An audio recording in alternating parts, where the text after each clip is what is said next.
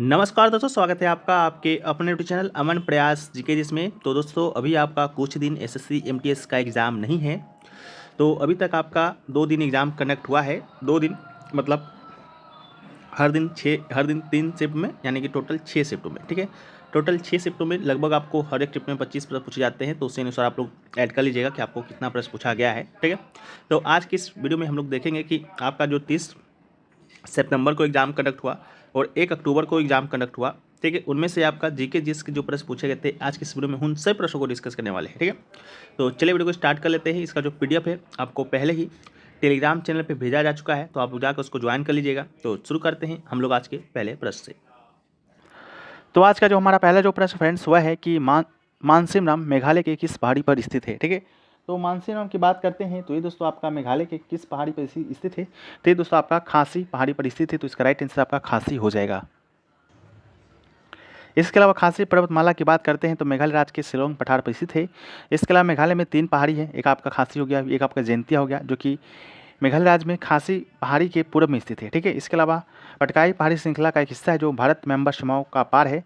इसके अलावा गारो पर्वतमाला की बात करते हैं तो ये मेघालय भारत में गारो खासी पर्वत श्रेणी का हिस्सा है। पर्वत श्रेणी हिमालय का उष्णकटिबंधीय इको गेन का हिस्सा है। गारो ने खुद को ऐच्छिक कहा है, स्थानीय रूप से इस्तेमाल किया गया है, तो इसको भी याद रखिएगा।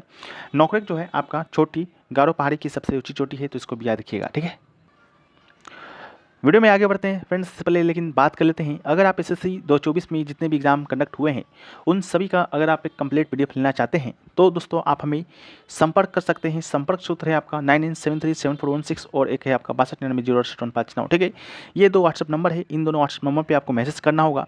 ठीक है, इसमें दोस्तों आपको क्या क्या मिलेगा, देखिए सबसे पहले तो आपको बता दें कि एसएससी जो है आपका बस पीवाईपी का ही खेल है। जो लोग तैयारी करते होंगे वो लोग जानते होंगे कि आपका जो एसएससी जो प्रश्न पूछा है वो आपका पीवाईक्यू पर आधारित होता है। ठीक है, तो इसके लिए आपको क्या करना है, ज़्यादा कुछ नहीं, पीवाईपी को ही पढ़ते रहना है। ठीक है, तो एक तो है कि हमने एक 45+ टॉपिक वाइज प्रयास ई बुक बनाया है जिसमें उन टॉपिक को ऐड किए हैं जहाँ से प्रश्न आपके एग्जाम में आते ही आते हैं। ठीक है, इसके अलावा CHL 2024 का आंसर की अपडेट हम पीडीएफ तैयार कर दिए हैं विद एक्स्ट्रा फैक्ट के साथ। इसके अलावा CGL 2024 का MBQ यानी कि मेमोरी बेस्ड क्वेश्चन है। CPU 2024 का आपका MBQ है। फेज 12 का MBQ है। GD 2024 का MBQ है और MTS 2024 का जो आपका चल रहा है। ठीक है, याद रहे जो भी पीडीएफ आपका MBQ दिया जाएगा वो जैसे ही आंसर के साथ अपडेट होगा वो दोस्तों आपको फ्री ऑफ कॉस्ट प्रोवाइड हो जाएगा अगर आप इस को परचेस करते हैं एसएससी 2024 एग्जाम कंप्लीट पीडीएफ को। तो ठीक है, इसका जो प्राइस रखा गया है वो दोस्तों आपको 149 रुपये रखा गया है। ठीक है, तो अगर आप लेना चाहते हैं तो आप इससे ले सकते हैं। ठीक है, अगर आप इतना पीडीएफ नहीं भी लेना चाहते हैं, आपको लगता है कि हम इतना पीडीएफ नहीं पढ़ेंगे, तो आप किन्हीं 2 पीडीएफ को लेते हैं तो आपको 49 पड़ता है। ठीक है, तो अगर किन्हीं 2 पीडीएफ को लेना है तो आप 49 रुपये में ले सकते हैं, 3 को लेना है तो 75 में ले सकते हैं। ठीक है, इसी प्रकार से आपका प्राइस रखा गया है। बाकी जो भी आप लोग के लिए है, जो भी लगता है कि मेरे लिए ज़रूरी है तो आप लोग इसे ले सकते हैं। ठीक है, बाकी हमने आपको बता दिया। हम लोग वीडियो में आगे बढ़ते हैं। नेक्स्ट जो क्वेश्चन फ्रेंड पूछा गया फ्रेंड्स वो पूछा गया कि फुट शॉट शब्द का उपयोग किस खेल में किया जाता है। ठीक है, तो फुट शॉट शब्द की बात करते हैं तो ये दोस्तों आपका फुटबॉल में उपयोग किया जाता है। फुट शॉट का शब्द उपयोग फुटबॉल सॉकर में किया जाता है। इसके अलावा फुटबॉल में खिलाड़ी अपने पैरों का उपयोग करके गेंद को किक मारते हैं और गोल करने का प्रयास करते हैं। इसके अलावा फुटबॉल से संबंधित अन्य शब्द की बात करते हैं तो किक हो गया, कॉमर बैंक हो गया, गोल हो गया, रिबाउंड हो गया, पेनल्टी हो गया, baseline, kick, pass, offside, side back, defender. इसके अलावा move, hattrick, stopper, foul, right out, left out, full back, off back, striker, referee, free kick, centre, tiebreaker, handball, sweeper, centre, throw in, handball, fault. ये सभी जो शब्द है आपका football से ही संबंधित है। ठीक है, तो अभी के लिए आप इतना ही याद रखिएगा। ठीक है, नेक्स्ट जो क्वेश्चन पूछा गया वो पूछा गया आपसे कि चहलगानी को किसने नष्ट किया था। ठीक है, तुर्क के चहलगानी को नष्ट किसने किया था, जिसका राइट आंसर था बलबन। ठीक है, चहलगानी शम्स उद्दीन इल्तुतमिश या अल्तमस ठीक है के द्वारा सियासत पर हासिल होने के बाद बनाया गया था। उसने इस समूह का निर्माण किया क्योंकि उससे एहसास हुआ कि तुर्की कुलीन भरोसेमंद नहीं थे और उसके शासन को कार फेंकने के लिए उसके खिलाफ योजनाएं कर सकते थे। इसलिए उन्हें उसकी रक्षा के लिए उसके पास विश्वास योग दासों का एक समूह था, जिसे समूह को अमीर चहलगानी, तुर्क चहलगानी या चालीसा के रूप में जाना जाता था। ठीक है, इसमें 40 दासों का एक समूह बनाया गया था। इससे गयासुद्दीन बलबन जैसे ही शासक बनता है इसको नष्ट कर देता है। ठीक है, तो इसको भी याद रखना है। तो 1266 में आपका बलबन शासक बनता है, इसको नष्ट करता है। बलबन की बात करते हैं तो लो और रक्त की नीति अपनाने वाला ये प्रथम शासक था। नियावत खुदाई जिले इलाई की उपाधि स्वीकार किया था। फारसी तथा सिद्धापोश पेश किया था, सिद्धापोश को लागू किया था। इसके अलावा दीवान अराज की स्थापना बलबन नहीं किया था। फारसी साहित्य का संरक्षक था और मीर खुसरो का विशेष पक्षधर था। ठीक है, तो इसको भी याद रखना है। तो इसके अलावा जो नेक्स्ट क्वेश्चन जो आपसे पूछा गया कि यदि हम जीएनपी से मूल्यह्रास घटाते हैं तो हमें प्राप्त होने वाली कुल आय की माप डैश कहा जाता है, जिसका राइट आंसर था शुद्ध राष्ट्रीय उत्पाद। ठीक है, तो इसका राइट आंसर हो जाएगा शुद्ध राष्ट्रीय उत्पाद, जिसे कि हम लोग एनएनपी भी कहते हैं। ठीक है, शुद्ध राष्ट्रीय उत्पाद सकल राष्ट्रीय उत्पाद है जो देश के नागरिक के द्वारा विदेशों में घरेलू स्तर पर उत्पादित तैयार माल और सेवाओं का कुल मूल्य घटा मूल्यह्रास है। न्यूनतम उत्पादन मानकों को जारी रखने में राष्ट्र की सफलता को मापने के तरीके में एनएनपी की अक्सर वार्षिक आधार पर जांच किया जाता है। ठीक है, बाकी सकल घरेलू उत्पाद यानी जीडीपी क्या है, तो जीडीपी या सकल घरेलू उत्पाद को अर्थशास्त्रियों के द्वारा अर्थव्यवस्था के आकार के रूप में संदर्भित करता है। ठीक है, तो इसको भी याद रखिएगा।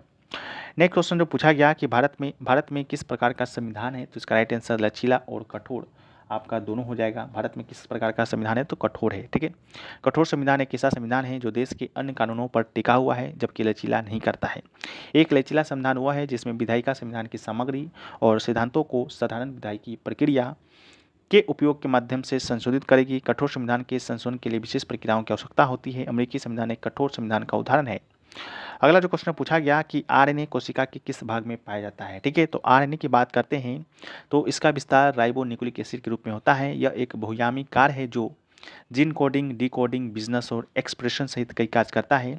आरएनए का प्रोटोटाइप और भंडारगृह केमिकल रूप में होता है। आरएनए का डायनामिक एंजाइम के माध्यम से रिवर्स ट्रांसक्रिप्टेस नामक एंजाइम की उपस्थिति होती है। ठीक है, नेक्स्ट क्वेश्चन पूछा गया कि सितंबर 2023 में प्रवर्तन निदेशालय यानी ईडी का कार्यवाहक निदेशक किसे नियुक्त किया गया था, जिसके का राइट आंसर आपका राहुल नवीन था। भारत सरकार ने सितंबर 2023 में राहुल नवीन को प्रवर्तन निदेशालय यानी ईडी का कार्यवाहक निदेशक नियुक्त किया था 15 सितंबर 2023 को। ठीक है, तो इसको भी याद रखिएगा। अगला जो क्वेश्चन पूछा गया कि भारत के किस भाग में पटकाई बम पहाड़ियाँ स्थित है, तो राइट आंसर होगा भारत का पूर्वी भाग। ठीक है, भारत के पूर्वी भाग में यह आपका जो पटकाई बम है स्थित है। इसके अलावा असम, मणिपुर, मेघालय, मिजोरम, नागालैंड पटकाई सीमा के साथ लगता है। पटकाई का अर्थ होता है ताई अहोम भाषा में टू कट चिकन है। पटकाई पर्वत श्रृंखला के माध्यम से दिहिंग नदी असम के शिवसागर जिले में ब्रह्मपुत्र से मिलने के लिए नीचे बहती है। इसके अलावा पटकाई सीमा में 3 पहाड़ी पटकाई बम, गारो खासी जयंतिया और लखाई पहाड़ियाँ भी स्थित है। ठीक है, इसको भी याद रखना है। नेक्स्ट जो क्वेश्चन पूछा गया कि नेहरू रिपोर्ट 1928 किसकी अध्यक्षता में तैयार किया गया था, तो राइट आंसर था मोतीलाल नेहरू। जब भारतीयों ने साइमन कमीशन का बहिष्कार किया 1928 में, तब भारत सचिव बर्कनेट ने भारतीयों को सर्वदलीय स्वीकृति का एक संविधान बनाने की चुनौती दी और भारतीय ने मोतीलाल नेहरू की अध्यक्षता में एक 8 सदस्यीय समिति बनाई जिसका उद्देश्य था संविधान का एक प्रारूप बनाना। समिति ने जो प्रतिवेदन तैयार किया उसे नेहरू रिपोर्ट कहा जाता है। अगला जो है कि स्वतंत्रता आंदोलन के दौरान अनिश्चितकालीन भूख हड़ताल में किस क्रांतिकारी की मृत्यु हो गई थी, जिसका राइट आंसर था जतिन दास। जतिन दास एक भारतीय स्वतंत्रता सेनानी थे जिनकी 1929 में लाहौर में 63 दिन की भूख हड़ताल के बाद जेल में मौत हो गई थी। भगत सिंह, सुखदेव, राजगुरु भारतीय स्वतंत्रता सेनानी थे जिन्हें सर जॉन सैंडर्स की हत्या में शामिल होने के लिए ब्रिटिश सरकार ने उन्हें फांसी दिया था 23 मार्च 1931 को, जिसे अब शहीद दिवस के रूप में मनाया जाता है।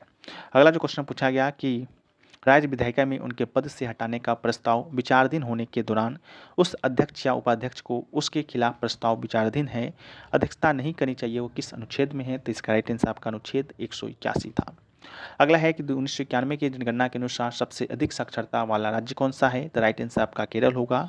1991 की जनगणना के अनुसार केरल की साक्षरता दर 90.59% है और 2011 की जनगणना के अकॉर्डिंग पे बात करते हैं तो केरल का ही साक्षरता दर सबसे ज़्यादा है। ठीक है, तो इसको याद रखना है। अगला है how many smart cities are there in India in 2023, तो राइट आंसर आपका 100 होगा। स्मार्ट सिटी मिशन की बात करते हैं तो केंद्र प्रायोजित योजना है जिसे जून 2015 में 100 शहरों को बदलने के लिए शुरू किया गया था ताकि स्मार्ट सोलवेंस के अनुप्रयोग के माध्यम से अपने नागरिकों को एक सभ्य गुणवत्ता वाला जीवन प्रदान करने के लिए आवश्यक बुनियादी ढांचा और स्वच्छ और टिकाऊ वातावरण प्रदान कर सके। ठीक है, नेक्स्ट क्वेश्चन जो पूछा गया कि बतुकुम्बा त्यौहार भारत के किस राज्य में मनाया जाता है, जिसका राइट आंसर था तेलंगाना। बतुकुम्बा एक पुष्पों का त्यौहार है जो मुख्य रूप से तेलंगाना और आंध्र प्रदेश के कुछ हिस्सों में मनाया जाता है। इसके अलावा पंजाब राज्य में भी कुछ पर्व मनाए जाते हैं, लोहड़ी, बैसाखी। ठीक है, इसके अलावा गुरु पर्व, उत्तर प्रदेश में गंगा दशहरा, इसके अलावा गुड़ी पड़वा हो गया, गणेश चतुर्थी हो गया, ये आपका महाराष्ट्र में मनाया जाता है। ठीक है, तो इसको भी याद रखना है। अगला है संजना बथुला किस खेल से संबंधित है। संजना बथुला की बात करेंगे तो इसका राइट आंसर होगा स्केटिंग से संबंधित है। ठीक है, 15 वर्षीय संजना इस बार के खेलों में पदक जीतने वाली सबसे कम उम्र की भारतीय महिला है। एशियाई खेलों में वह रोलर स्केटिंग में कांस्य पदक जीतने वाली महिला रिले टीम की हिस्सा थी। हालांकि उनकी टीम की साथी कार्तिका जगदीश्वरन हिरल साधु और आरती कस्तूरी ने राज्य ने 4/34/861 का समय लेकर तीसरा स्थान हासिल किया था। इसके अलावा अनहात सिंह को भी याद रखिएगा, ये आपका स्क्वेश से संबंधित है, ये भी प्रश्न आपके एग्जाम में आएगा। ठीक है, अगला है कि poverty and unbritish rule in India पुस्तक किसने लिखा था? दादा भाई नौरोजी ने लिखा। ठीक है, तो इसको भी याद रखिएगा। इनको grand old man of India के नाम से जाना जाता है। ब्रिटिश संसद के सदस्य बनने वाले पहले भारतीय थे। लंदन इंडियन सोसाइटी एसोसिएशन की स्थापना में मदद की थी और 3 बार कांग्रेस के अध्यक्ष रहे थे, 1886 में, 93 में और 2006 में। बाकी 1885 में नौरोजी बॉम्बे प्रेसिडेंसी एसोसिएशन के उपाध्यक्ष भी है जो कि रहे थे। अगला है बंगाल में दोहरी शासन प्रणाली की शुरुआत किसने किया? तो राइट आंसर रॉबर्ट क्लाइव था। रॉबर्ट क्लाइव के द्वारा बंगाल में द्वैध शासन प्रणाली की शुरुआत की गई थी। सिस्टम 1765 में पेश किया गया था, 1772 तक ये आपका जारी रहा था। ठीक है, तो इसको भी याद रखना है। इसके अलावा नेक्स्ट क्वेश्चन जो पूछा गया कि पित्रादुरा निम्नलिखित में से किससे संबंधित है? तो ये कीमती पत्थरों से बने फूलों के डिजाइन के साथ दीवारों को सजाना से संबंधित है।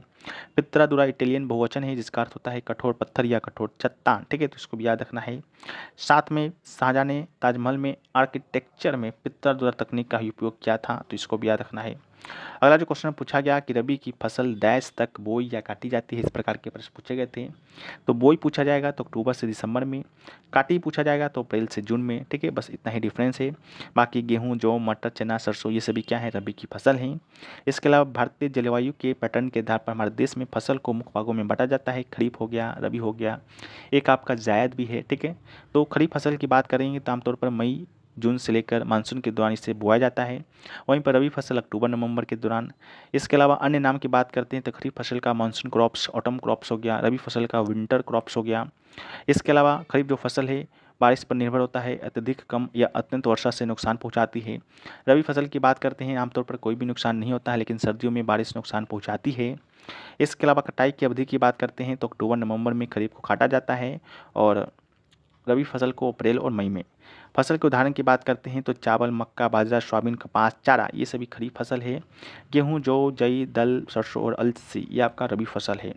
नाम की बात करते हैं तो हेमंत ऋतु को अरबी में खरीफ कहते हैं, बसंत ऋतु को अरबी में रबी कहते हैं। ठीक है, इसके अलावा एक आपका जायद फसल भी होता है। जायद जो फसल है इन दोनों फसलों के बीच में ही बोया जाता है और काट भी लिया जाता है, जैसे तरबूज हो गया, खीरा हो गया, ये सभी आपका क्या है? तो जायद फसल है। ठीक है, तो इसको भी याद रखना है।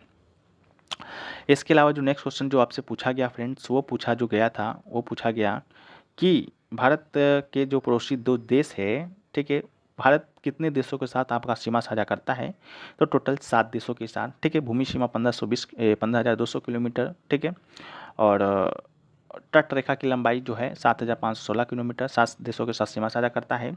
उत्तर पश्चिम में अफगानिस्तान और पाकिस्तान के साथ, उत्तर में चीन, भूटान और नेपाल के साथ, सुदूर पूर्व में म्यांमार और पूर्व में बांग्लादेश के साथ, श्रीलंका दक्षिण पूर्व से, मालदीव दक्षिण पश्चिम से, 2 ऐसे देश जिनका जल सीमा है। ठीक है, भारत कुल 9 देशों के साथ सीमा साझा करता है, जिसमें से 7 देश भूमि है और 2 आपका क्या है? तो समुद्री है। ठीक है, बाकी भूमि सीमा के मामले में भूटान भारत का सबसे छोटा पड़ोसी देश है और बड़ा आपका कौन है? तो बांग्लादेश है। ठीक है, बाकी कौन कौन सा पड़ोसी जो देश है कौन कौन सीमा साझा करता है? तो अफगानिस्तान से जम्मू कश्मीर जो पीओके वाला भाग है वो टच करता है।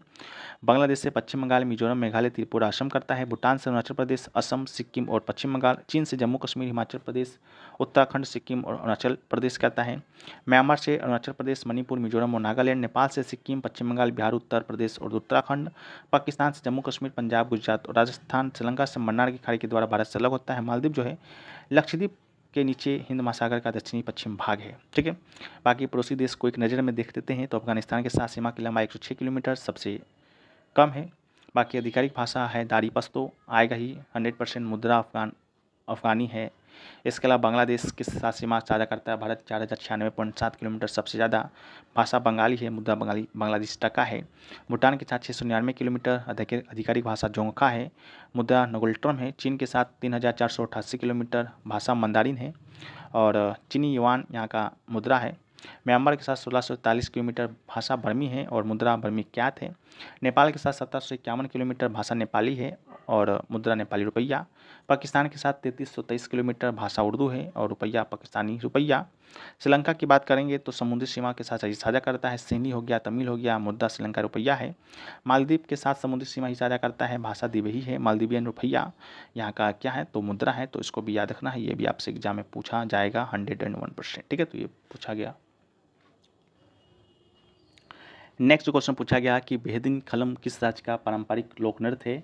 तो बेहदी खलम की बात करेंगे तो ये दोस्तों आपका मेघालय का ये पारंपरिक लोक नृत्य है। ठीक है, मेघालय का सबसे अधिक मनाया जाने वाला सांस्कृतिक त्यौहार है और बुआई की अवधि के बाद जुलाई में प्रतिवर्ष मनाया जाता है। त्यौहार भगवान को एक निमंत्रण है जो भरपूर फसल के लिए उनका आशीर्वाद मांगता है। इसके अलावा छत्तीसगढ़ से बस्तर दशहरा को याद रखिएगा, भोर मध्य महोत्सव को, मड़ई महोत्सव को, तमिलनाडु से पोंगल को, तिपुसम को, महा महोत्सव को, गुजरात से नवरात्रि रन उत्सव को, उत्तरायण को भी याद रखना है। ठीक है, तो ये सभी आपके एग्जाम के लिए इंपॉर्टेंट है। ठीक है, तो ये भी याद रखिएगा। नेक्स्ट जो है वो पूछा गया कि कनक रेले निम्नलिखित में से किस नृत्य से संबंधित है। तो कनक रेले की बात करते हैं तो कनक जो रेले हैं ये आपका मोहिनीअट्टम से संबंधित है। मोहिनीअट्टम है आपका केरला का एक शास्त्रीय नृत्य है। ठीक है, तो इसको भी याद रखिएगा। इसके अलावा नालंदा नृत्य अनुसंधान केंद्र की संस्थापक निदेशक मुंबई में नालंदा नृत्य कला महाविद्यालय की प्रिंसिपल भी हैं। 1989 में गुजरात सरकार के द्वारा गौरव पुरस्कार, 90 में पद्म श्री पुरस्कार, 5 में आपका दिया गया था संस्था विपक्षी के द्वारा गला विपक्षी की उपाधि, 6 में मध्य प्रदेश सरकार के द्वारा कालिदास सम्मान। इसके अलावा 2013 में भारत सरकार के द्वारा पद्म विभूषण दिया गया, तो इसको भी आप याद रखिएगा।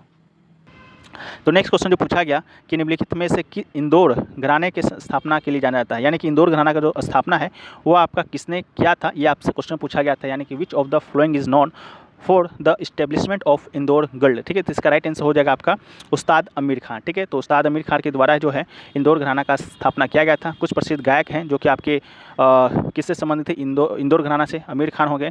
इसके अलावा पंडित अमरनाथ, शंकर लाल मिश्रा, कंचन बनर्जी, पूर्वी मुखर्जी हो गया। ठीक है, तो इस सबको याद रखिएगा। इसके अलावा हिंदुस्तानी शास्त्रीय संगीत में कुछ और घराने हैं, जैसा कि ग्वालियर घराना हो गया, इसके संस्थापक थे नत्थन पीरबक्स। रामपुर सहसवासन घराना की बात करेंगे तो उस्ताद इनायत खां। जयपुर अतरौली घराना की बात करेंगे तो उस्ताद अल्दिया खां। किराना घराना के संस्थापक अब्दुल करीम खां। पटियाला के हैं आपका अली बख्श और उस्ताद फतेह। आगरा घराना के संस्थापक आपकी हाजी सुल्तान है। ठीक है, तो इन सभी को भी आप याद रखिएगा। ठीक है, इसके अलावा नेक्स्ट क्वेश्चन जो पूछा गया कि सोडियम बाइकार्बोनेट का रासायनिक सूत्र क्या है, यानी कि what will be the chemical formula of sodium bicarbonate. तो इसका जो राइट आंसर था आपका NaHCO3 इसका राइट आंसर हो जाएगा। इसके अलावा कुछ और जो आपके रासायनिक तत्व हैं उसके रासायनिक सूत्र का यहाँ फार्मूला दिया गया है, जैसा कि व्यापारिक नाम आपका चाक है, जिसे हम लोग कैल्शियम कार्बोनेट के नाम से जानते हैं। इसका रासायनिक सूत्र होता है CaCO3। ठीक है, चुना को कहते हैं। सुहागा को हम लोग बोरेक्स के नाम से जानते हैं। रासायनिक सूत्र होता है Na2B4O7 10H2O। फिटकरी को हम लोग पोटेशियम एल्युमिनियम सल्फेट के नाम से जानते हैं। रासायनिक सूत्र याद कर लीजिएगा। जिप्सम को हम लोग कैल्शियम सल्फेट के नाम से जानते हैं। CaSO4 2H2O होता है। नीला तोता को हम लोग कॉपर सल्फेट के नाम से CuSO4 होता है। हरा कासिम को हम लोग फेरिक सल्फेट के नाम से Fe2SO4 होता है। शुष्क बर्फ को हम लोग ठोस कार्बन डाइऑक्साइड के नाम से जानते हैं, जिसे हम लोग CO2 रासायनिक सूत्र है। कास्टिक पोटास की बात करते हैं तो पोटेशियम हाइड्रोक्साइड KOH फार्मूला है। स्पिरिट को मेथिल एल्कोहल CH3OH फार्मूला है।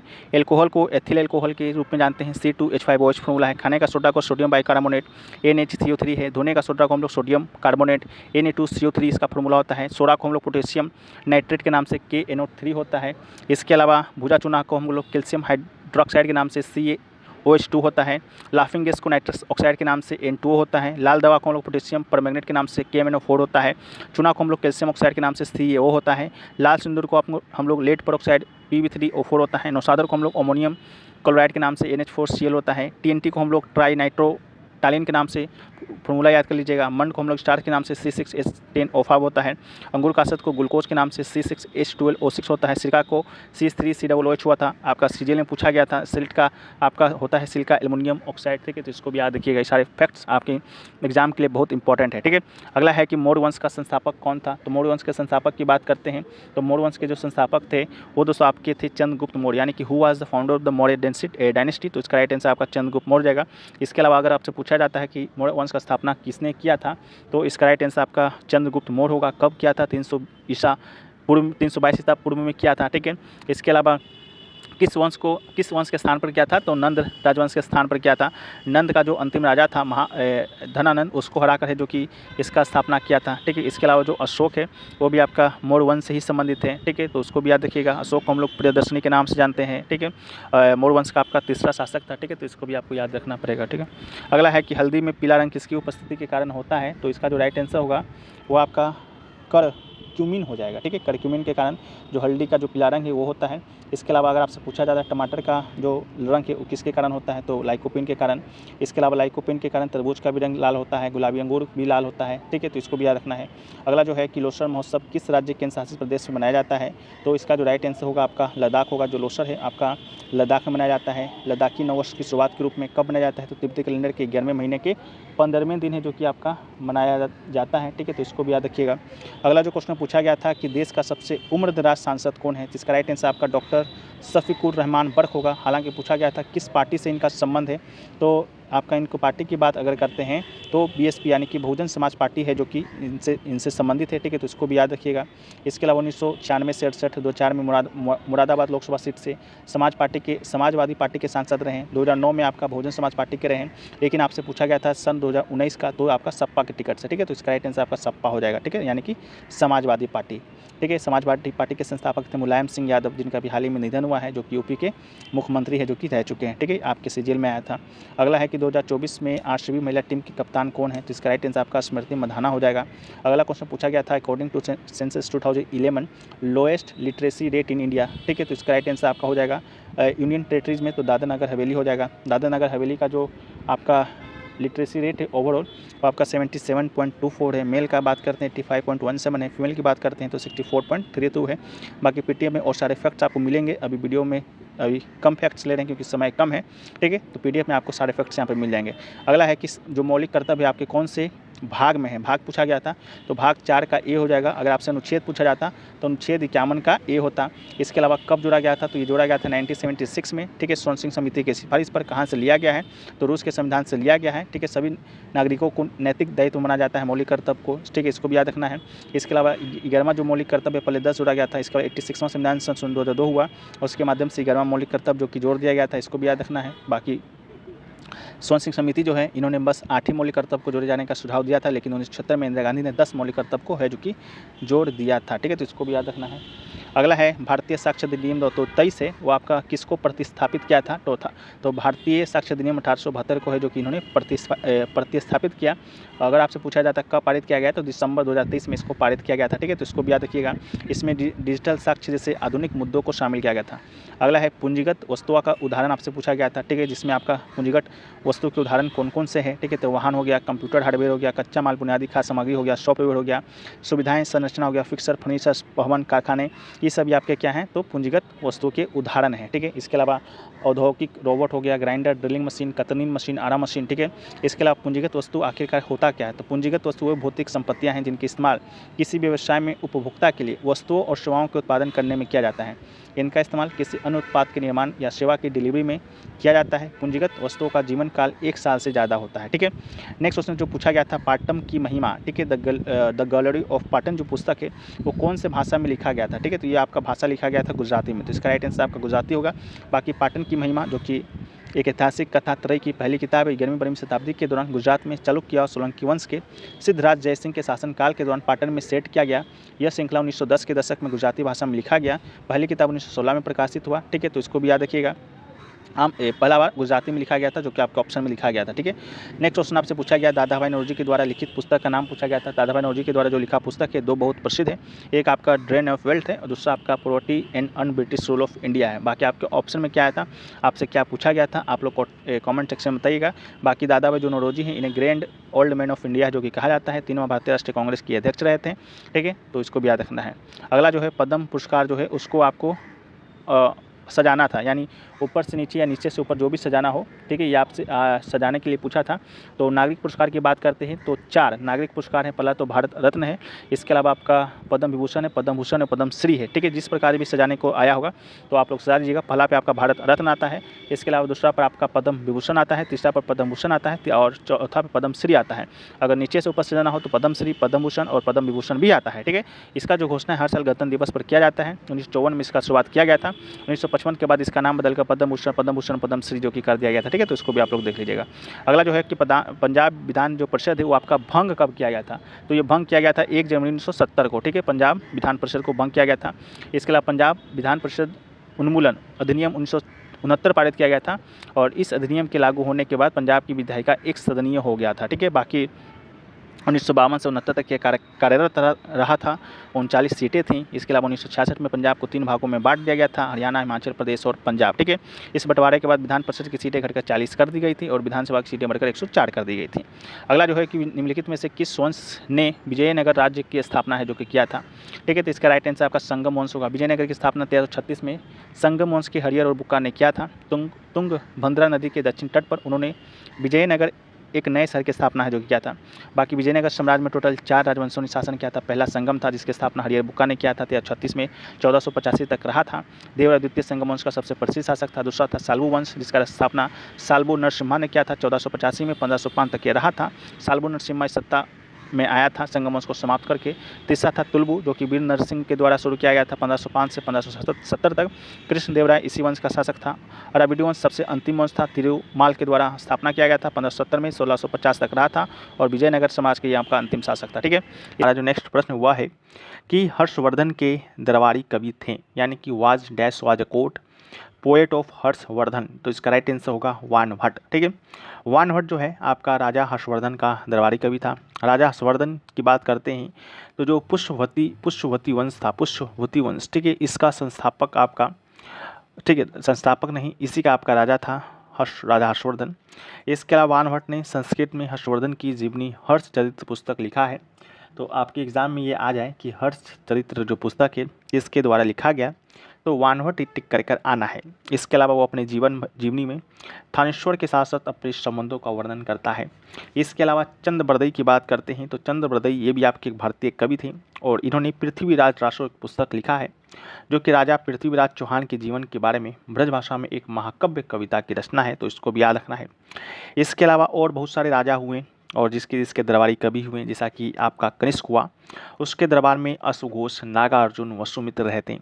समुद्रगुप्त जिसे भारत का नेपोलियन कहा जाता है, इसके दरबार में हरिसेन नामक दरबारी कवि रहते। चंद्रगुप्त द्वितीय जिसे कि महाधिराज की उपाधि धारण की थी, इसके दरबार में अमर सिंह कालिदास रहते। हर्षवर्धन के दरबार में वान भट्ट। पुलकेशिन द्वितीय के बारे में बात करते हैं तो चालुक्य वंश का ये राजा रविकीर्ति इसके दरबार में दरबारी कवि था। यशोवर्मन आपकी भयभूति। अमोघ वर्ष की बात करते हैं तो महावीराचार्य इसका दरबारी कवि थे। अमोघ वर्ष की बारे में बात करते हैं तो जिनसे नरसिंह वर्मन के दरबार में दंडिन आपके कवि थे। महेंद्रपाल के दरबार में राजशेखर। विक्रमादित्य 6 के दरबार में बिल्हन। विक्रमादित्य 4 के दरबार में विज्ञानेश्वर और चोल के राजा के दरबार में कंबन है जो कि दरबारी कवि थे, तो इसको भी याद रखना है। नेक्स्ट क्वेश्चन है कि भारत ने किस ओलंपिक में पहली बार स्वर्ण पदक जीता था। India one gold medal for the first time in which Olympic. तो राइट आंसर आपका 1928 का एम्स्टर्डम ओलंपिक हो जाएगा। अगर आपसे पूछा गया होगा किस खेल में, तो खेल की बात अगर जब की जाएगी तो कोई हड़बड़ाने की बात नहीं है। खेल का नाम भी यहाँ पर लिखा गया है हॉकी टीम ने। ठीक है, तो हॉकी में भारतीय पुरुष का जो हॉकी टीम था 1928 के एम्स्टर्डम ओलंपिक में अपना पहला ओलंपिक पदक है जो कि स्वर्ण है जो कि जीता था। इसके अलावा भारतीय हॉकी पुरुष टीम ने कुल मिलाकर 8 ओलंपिक स्वर्ण पदक जीते हैं, उनमें से 6 लगातार 1928 लेकर 1956 तक तथा टोक्यो 1964 और मॉस्को 1988 में 2 और जीत शामिल है। ठीक है, इसके अलावा कुछ और नामों को याद रखना है और जो ओलंपिक से संबंधित हैं, जैसा कि अभिनव बिंद्रा। अभिनव बिंद्रा की बात करते हैं तो व्यक्तिगत ओलंपिक स्वर्ण पदक जीतने वाले ये प्रथम भारतीय हैं, इनको याद रखना है। फिर आपको कर्णम मल्लेश्वरी को याद रखना है, ओलंपिक पदक जीतने वाली भारत की पहली महिला बनी। सिडनी 2000 ओलंपिक में इन्होंने ये कारनामा किया। पीवी सिंधु को याद रखना है, 2 व्यक्तिगत ओलंपिक पदक जीतने वाली पहली महिला हैं।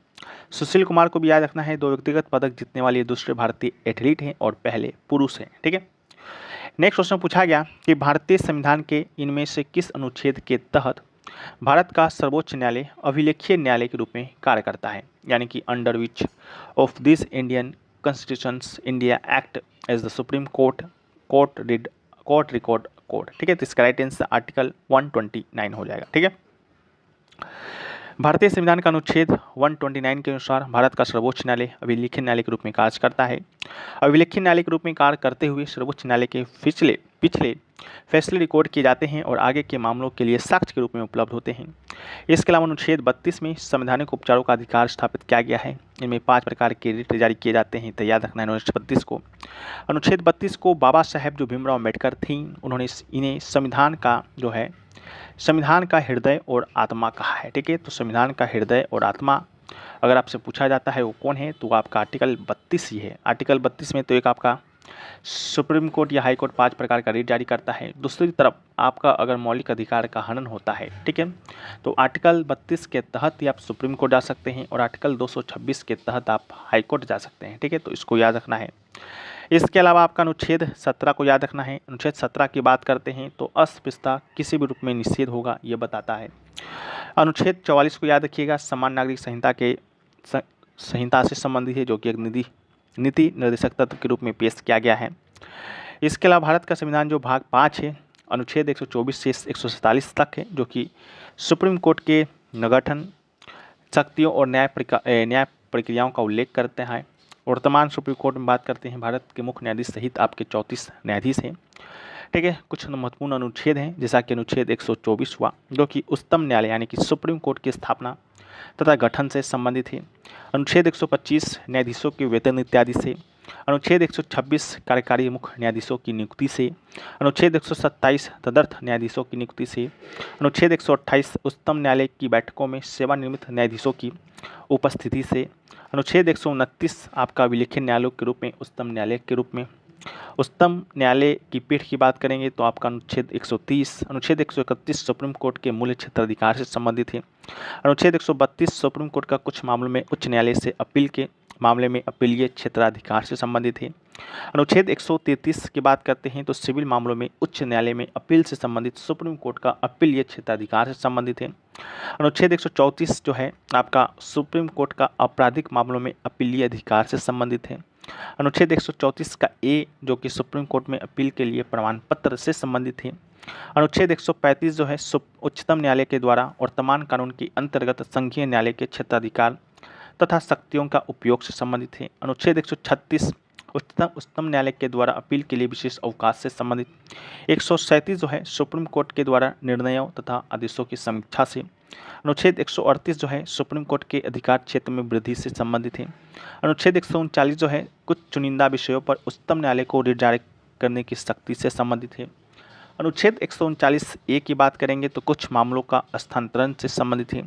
अनुच्छेद 140 जो है सुप्रीम कोर्ट की सहायक शक्तियाँ से संबंधित है। अनुच्छेद 148 जो है सुप्रीम कोर्ट के द्वारा घोषित कानून का सभी न्यायालयों पर लागू होना, बहुत इंपॉर्टेंट अनुच्छेद, याद रखिएगा। अनुच्छेद 142 जो है सुप्रीम कोर्ट के आदेशों का गवाहों के तरह भविष्य में इस्तेमाल करना, उससे संबंधित है। अनुच्छेद 143 जो है राष्ट्रपति की सुप्रीम कोर्ट से परामर्श करने की शक्ति, ये भी बहुत इंपॉर्टेंट है।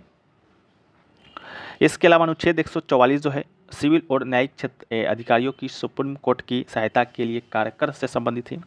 अनुच्छेद 145 जो है अदालत के लिए नियम आदि से संबंधित है। 46 जो है सुप्रीम कोर्ट के अधिकारों और कर्मचारियों का खर्च से संबंधित है। इसके अलावा जो है अनुच्छेद 147 जो कि व्याख्या से संबंधित है, ठीक है। अगला जो क्वेश्चन पूछा गया कि छऊ नृत्य किस राज्य के आम लोगों का एक लोक नृत्य है, यानी कि Chhau dance is the public dance of the common people of which state. तो इसका राइट आंसर हो सकता है छत्तीसगढ़ हो, छत्तीसगढ़ ना हो तो हो सकता है पश्चिम बंगाल हो। अगर पश्चिम बंगाल में ना रहे तो आपका राइट आंसर उड़ीसा होगा। क्यों, चलिए देखते हैं। छऊ की बात करते हैं तो ये जो छऊ है पूर्वी भारत के छत्तीसगढ़, झारखंड और पश्चिम बंगाल में अलग अलग नामों से आपका किया जाने वाला एक अर्ध शास्त्रीय भारतीय नृत्य है, ठीक है। छत्तीसगढ़ में इसे किस नाम से जाना जाता है, झारखंड में किस नाम से और पश्चिम बंगाल में किस नाम से। तो पश्चिम बंगाल की बात करते हैं तो पश्चिम बंगाल में इसी छऊ को आपका पुरीलिया छऊ के नाम से जाना जाता है, पुरीलिया छऊ। झारखंड की बात करते हैं तो झारखंड में इसे सराय केला छऊ के नाम से जाना जाता है। और ये जो उड़ीसा की बात करते हैं तो उड़ीसा में आपका ये जो है कोस नाम से, तो उड़ीसा में आपका मयूरभंज छऊ के नाम से जाना जाता है, ठीक है। छत्तीसगढ़ में पता नहीं सिर्फ छऊ के नाम से जाना जाता हो, ऐसे छत्तीसगढ़ आपके ऑप्शन में आता ही नहीं है। आपके ऑप्शन में उड़ीसा आता है, झारखंड आता है और आपका पश्चिम बंगाल आता है, ठीक है। अब बात कर लेते हैं भारत के शास्त्रीय नृत्य के बारे में। तो शास्त्रीय नृत्य का जो गणना है दो लोगों के द्वारा, दो संस्था के द्वारा किया जाता है। पहला संस्था है आपका भारत का संस्कृति मंत्रालय और दूसरा संस्था है आपका संगीत नाटक एकेडमी, ठीक है, संगीत नाटक एकेडमी। संगीत नाटक अकादमी की बात करेंगे तो इसका मुख्यालय आपका नई दिल्ली में है, इसको भी याद रखना है। ये भी प्रश्न आपके एग्जाम में 101% आएगा ही आएगा, ठीक है। तो संगीत नाटक एकेडमी के द्वारा 8 जो नृत्य है, 8 नृत्य को ही शास्त्रीय नृत्य का दर्जा प्रदान किया गया है।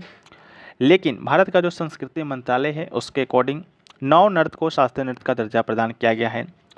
तो आपसे जब भी पूछा जाता है आपका संगीत नाटक एकेडमी के अकॉर्डिंग ही पूछा जाता है, संस्कृति मंत्रालय के अकॉर्डिंग तो अभी तक पूछा नहीं गया है। फिर भी याद रखना है आपका संगीत नाटक एकेडमी और संस्कृति मंत्रालय दोनों के बीच में सब कॉमन है, बस एक चीज़ कॉमन नहीं है, वो है आपका छऊ। ठीक है, संस्कृति मंत्रालय छऊ नृत्य को शास्त्रीय नृत्य का दर्जा प्रदान देता है, लेकिन संगीत नाटक एकेडमी जो है छऊ को शास्त्रीय नृत्य का दर्जा प्रदान नहीं देता है। ठीक है, बाकी और कुछ भी चीज़ नहीं है। बाकी भरतनाट्यम जो कि फर्स्ट स्टेप में आज आया था, तमिलनाडु का शास्त्रीय नृत्य है। भरतनाट्यम को ही हम लोग इसे सदीरट्टम के नाम से जानते हैं, सदीरट्टम के नाम से या दासीअट्टम के नाम से जानते हैं। ठीक है, तो इसको भी याद रखना है। कथक है जो कि उत्तर भारत का शास्त्रीय नृत्य है, उत्तर भारत का या उत्तर प्रदेश का ये। कथकली जो केरल का है, और केरल का एक और है मोनियट्टम, वो भी आपका केरल का है।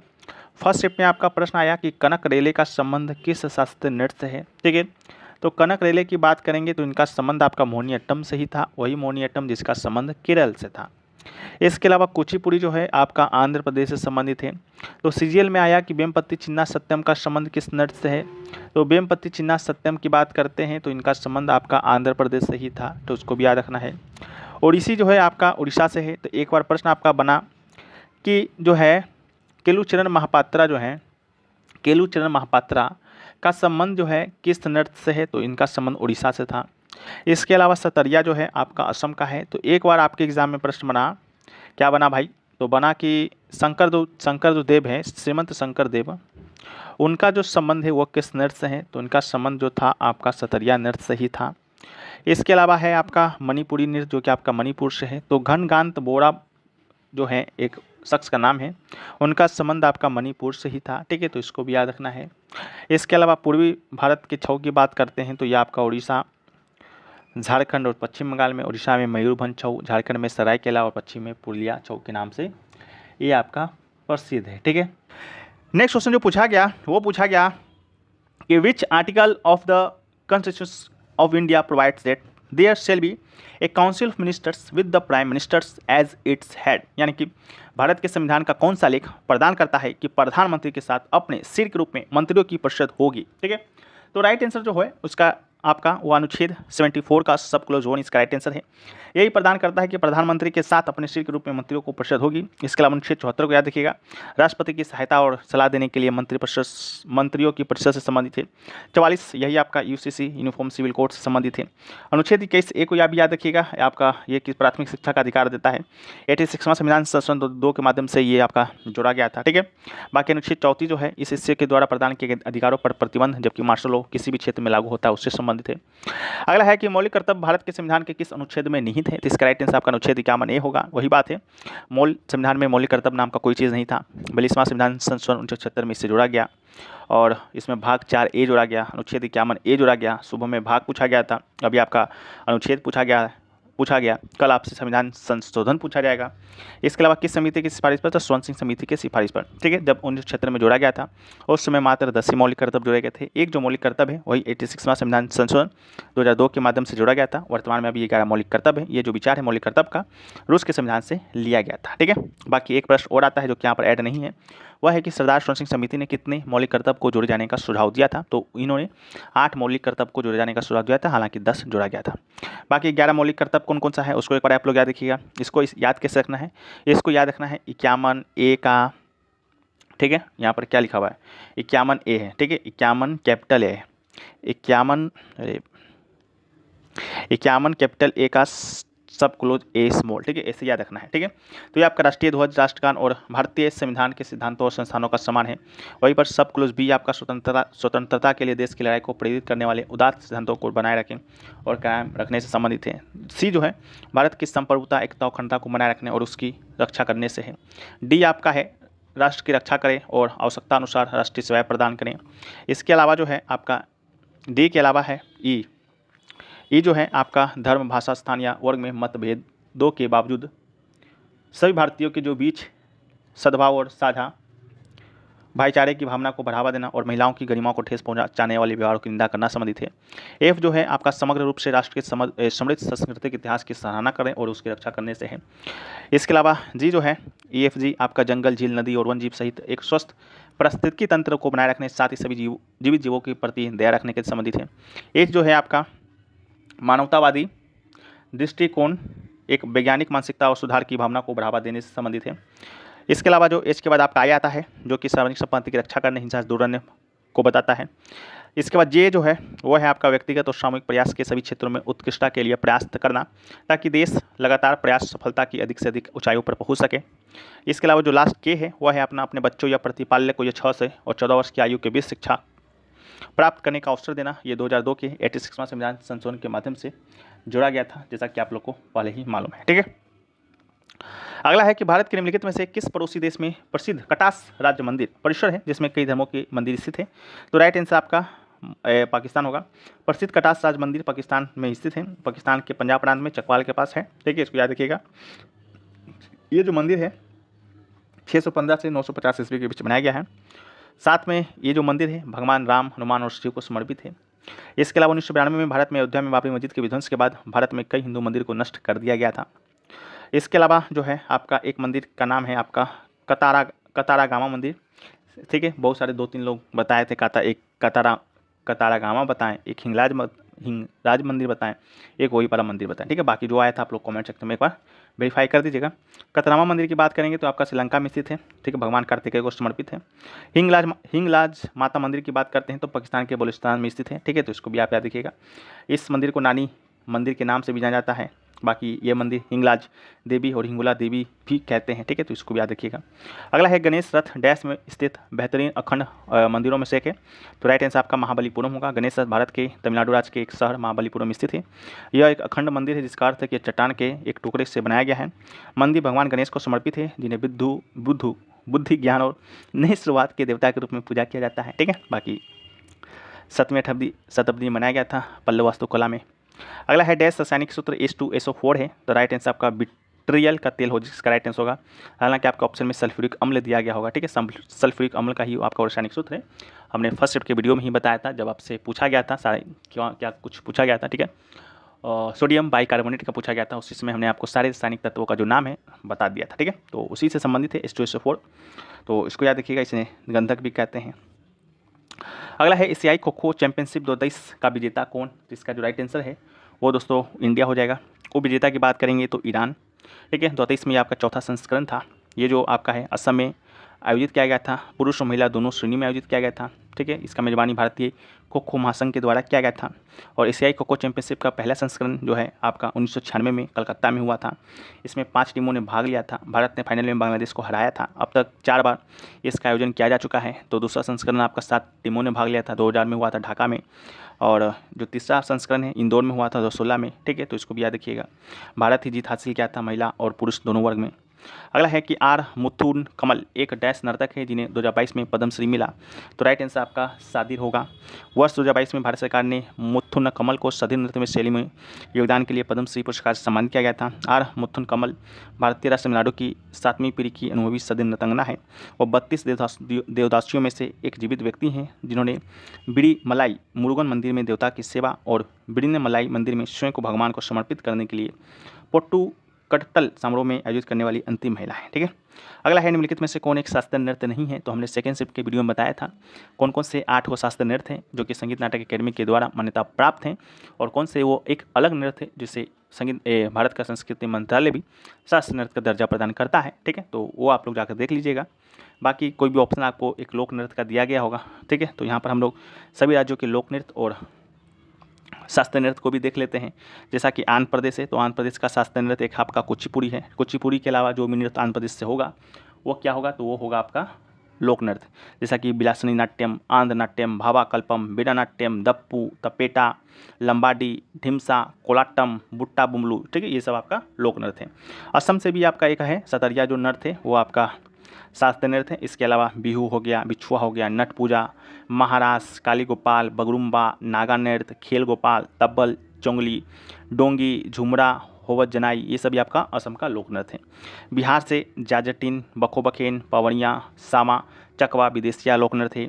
गुजरात से आपका गरबा, डांडिया रास, टिप्पणी जरो, भवाई है। ठीक है, भवाई आपका वहाँ का है, राजस्थान का है।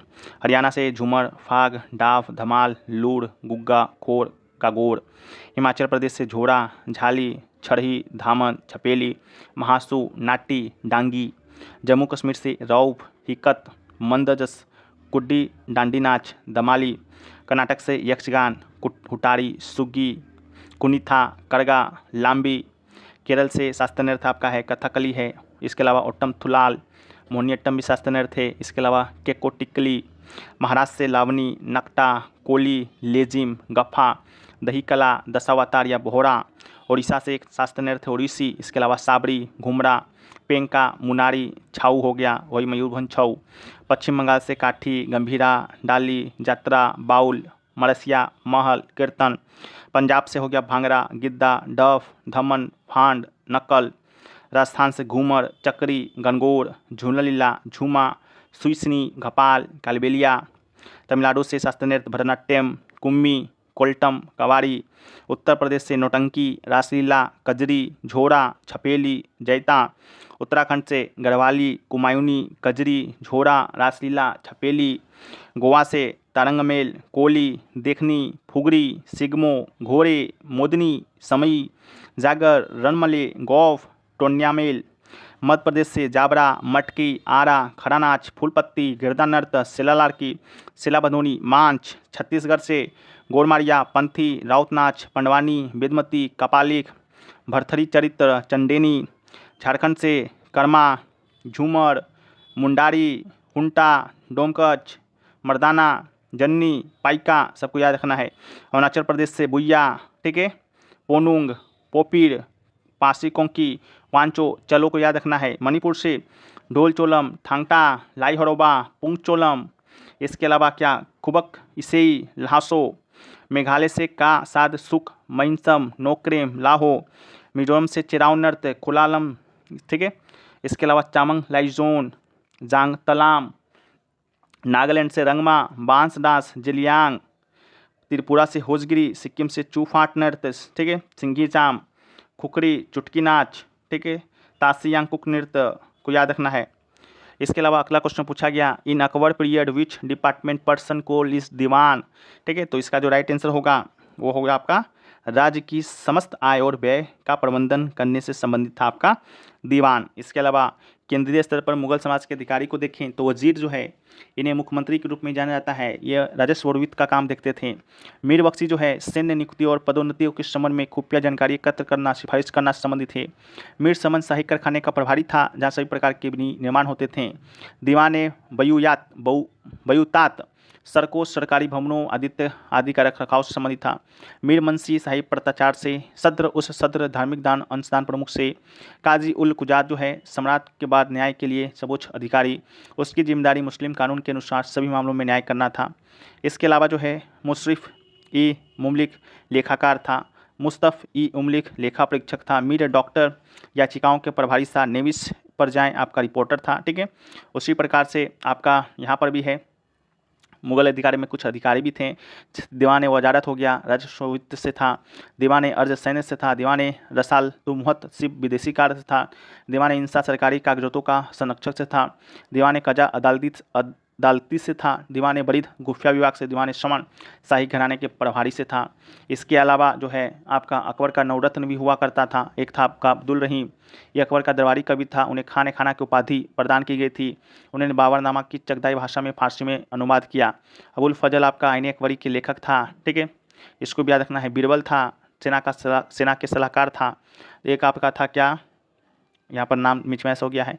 इसके अलावा मुल्ला दो प्याजा, बिजारा जियाउद्दीन, राजा मान सिंह तानसेन, तोडरमल, ठीक है। तो ये क्या था आप लोग कमेंट सेक्शन में बताइएगा।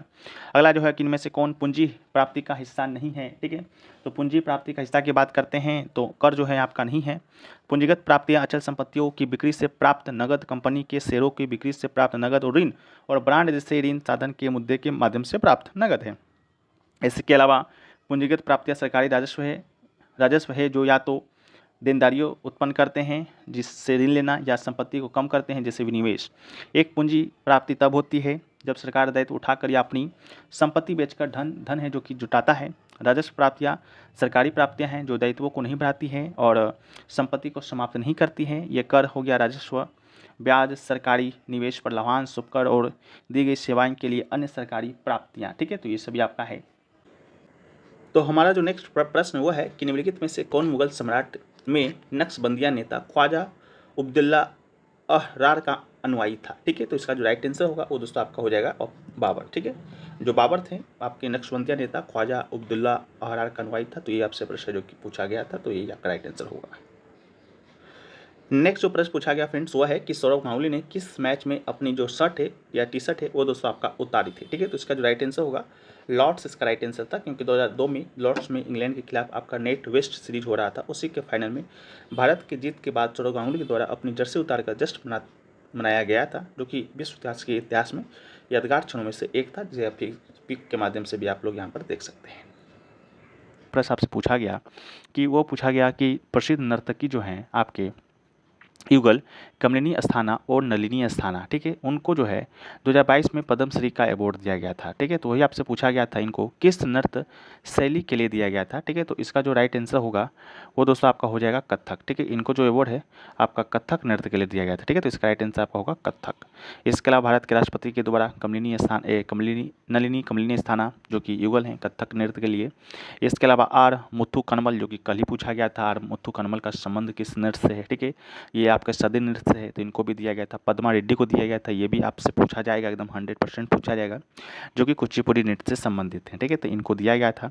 इसके अलावा जो आपकी कमलिनी अस्थाना नलिनी अस्थाना है कथक की किस घराने से हैं, तो बनारस घराने से हैं। ठीक है, तो इसको भी याद रखिएगा, 2022 में इन्हें पद्मश्री का अवार्ड दिया गया। नेक्स्ट क्वेश्चन जो है कि पीएम स्वनिधि योजना किस मंत्रालय से संबंधित है। ठीक है, तो पीएम स्वनिधि योजना की बात करते हैं तो यह आवास और शहरी मामलों के मंत्रालय यानी कि ministry of housing and urban affair से संबंधित है। ठीक है, इसका राइट आंसर होगा। इसके अलावा पीएम स्वनिधि योजना है केंद्रीय क्षेत्र की माइक्रो क्रेडिट योजना है, जिसे 1 जून 2020 को आवास एवं शहरी मामलों के मंत्रालय के द्वारा जो कि शुरू किया गया था, किसके लिए, स्ट्रीट वेंडर्स को सहायता प्रदान करने के लिए। ठीक है, तो ये आपसे पूछा गया। अगला पूछा गया कि IUPAC name of CS3 CS2 18 CS3। ठीक है, इसका आपसे IUPAC नेम बताना था, तो the IUPAC name of the compound with the formula CS3 CH2 18 CS3 is n icosane. ठीक है, तो इसका राइट आंसर एन आइसोसेन होगा। This compound is straight chain alkane with the 20 carbon atoms.